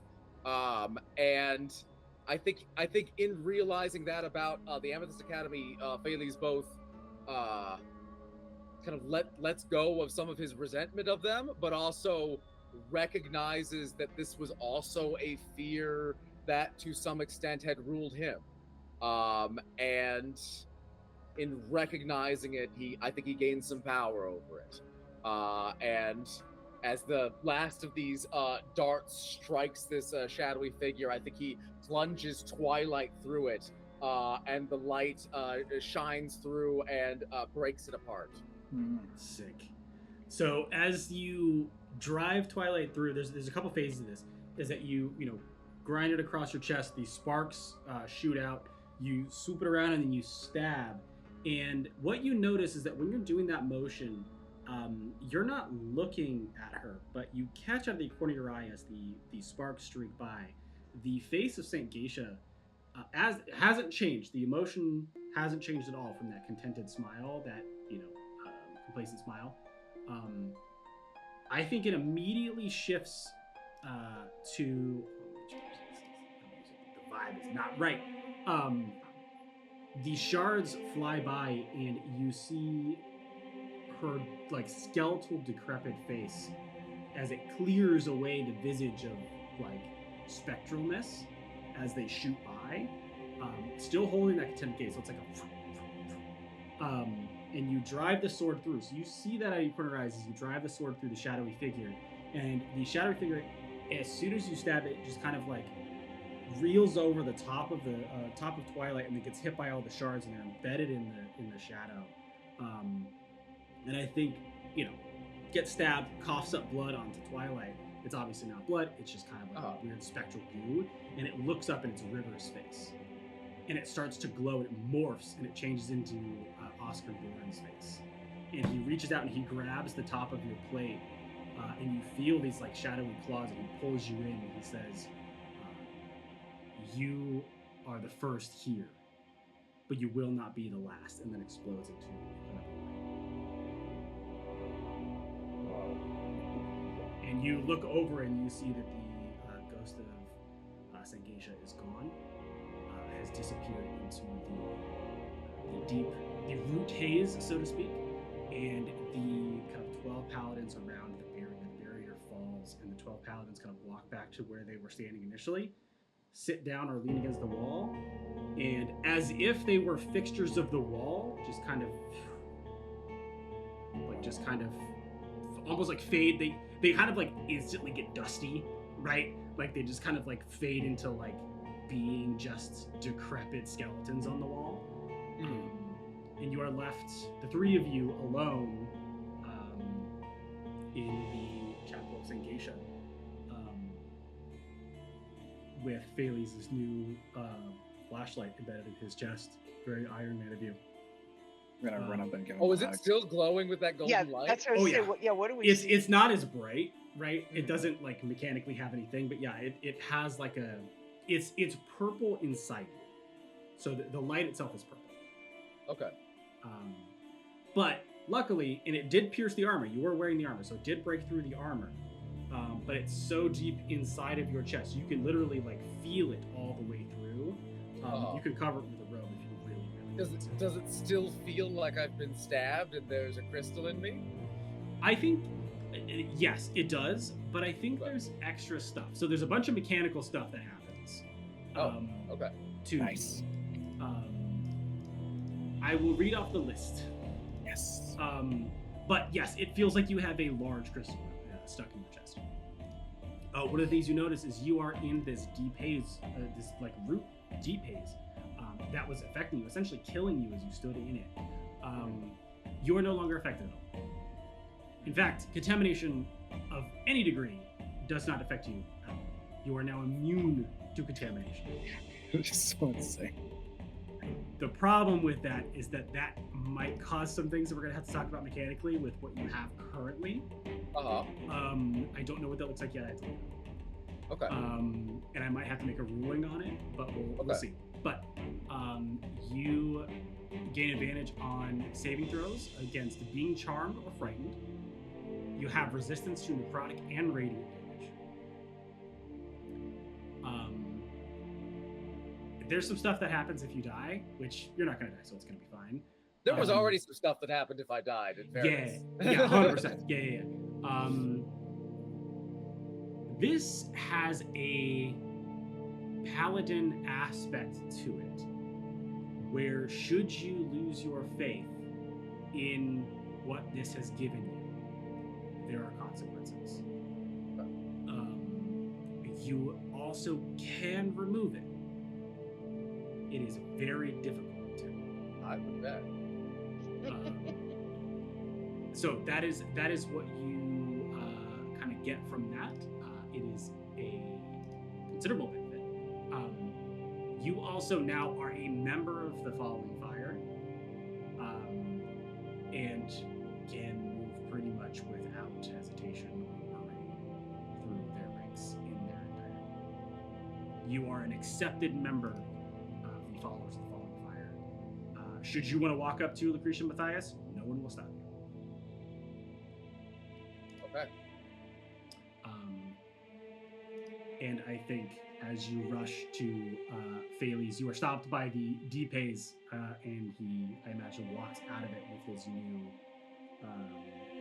newfound confidence and glow. Is the glow in my eyes all? That one's still Octarine. Okay. And this is where it gets weird. Is like, I don't know what happens to your existing contamination levels.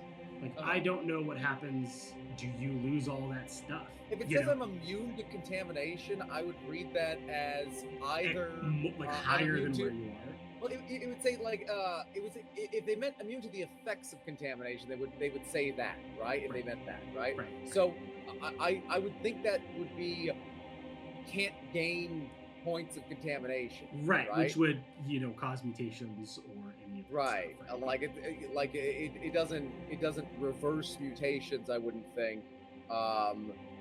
It could clear contamination, which would like remove one of my mutations. But I would interpret immune to contamination as immune to any effect which grants contamination. Would give contamination. That's kind of what I read it as. So we'll go ahead and roll with that. So you can no longer gain points in contamination. Okay. There are downsides in which you are now a member of the Followers of the Falling Fire. Right. A lot of people are going to have a lot of problems with that. I would imagine. But that's for another day, because you have survived the ordeal. You are now not of concern of your untimely demise, which was coming very timely. And now you have kind of a newfound, not only faith, but I think focus of mind. I'm going to return to Erasmus and Ryan. Thank you for remaining steadfast through that. That was dramatic, wasn't it? Yeah, this is not about us. This is about you.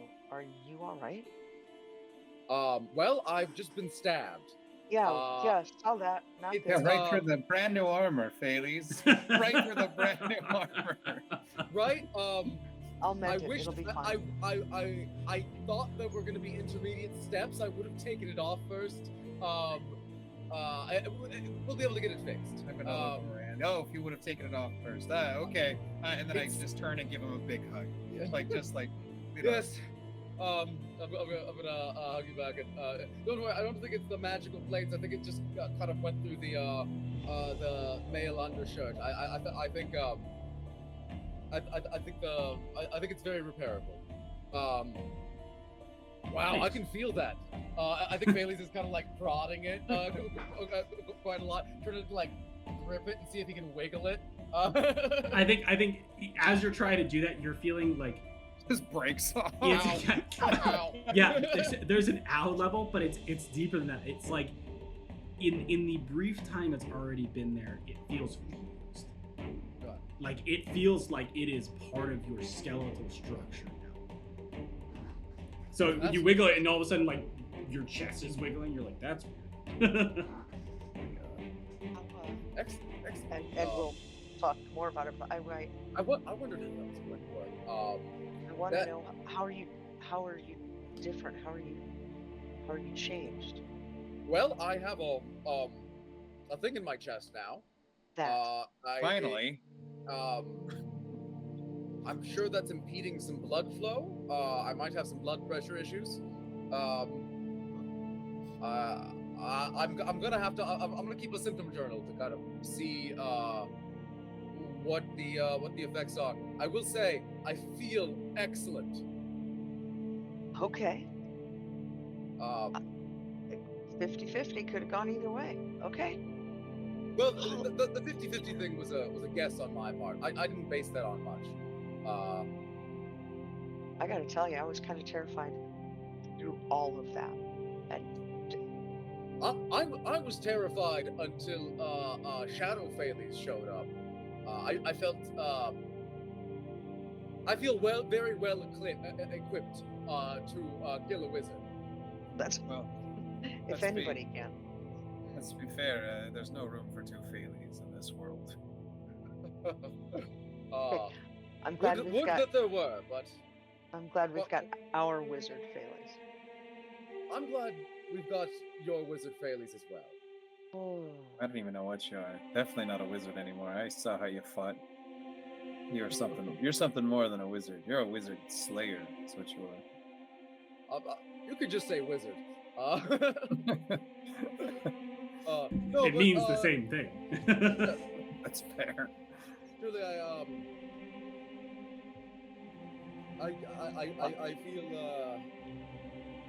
I feel secure. I feel able. Oh, Not quite as precarious. I am less worried about the things which worried me. I feel as though I can see that they are smaller than they once were. Well, I don't feel that way. Can we get out of here? Yes, yeah, we're standing out. We're right. This place is awful. Don't tell don't tell anyone. Don't tell the followers the Fallen Fire I said that. I think they like it here. But Hey, what are they gonna do? Stab you? I'm glad I got to do already that. done that. I'm glad I got to do that with the ghost. I was worried I was going to have to see Lucretia Matthias here. I cannot tell you the palpable sense of relief when I saw that it was just a undead spirit who might flay me. You know, that's yeah, we encountered that a few times, haven't we? But that's your third saint. Yes, I think the Sacred Flame might have a bit more predilection towards necromancy than they let on. Everything. That's if we're just counting saints, right? We've got a dozen of these sworn guardians here. That were the ones in the crypt at the chapel of Saint Petruvio. There was Saint Brenna. There is your own companion. Right, I don't know if she falls in line with those types. Oh, you think not? Oh, I have a feeling that from my last stream last night that there might be something else to it. Okay, well, I will not worry you with my suspicions then. And Bailey's is going to. What are your suspicions? Bailey's. We'll talk to her next time. And as we're walking out, I don't know how I feel about what just happened, but I am, to coin your phrase, curious. Tell me. I want to know what she said, what it felt like. I'm curious. As we're going. It felt the way that it looked. I don't know if you can tell, but in the space of about a minute, I shed 5 or 6 gallons of sweat. It feels like I am sloshing around in these greaves right now. That part wasn't great. And I had that dulled quite a bit by the protective wards I set on myself in advance. Which, yeah, highly recommend if you're gonna do anything like that. Have some magical means to dull the pain. That's fair. In terms of in terms of the more internal experience, I have difficulty describing it. I was confronted by much of how I had believed myself not to be.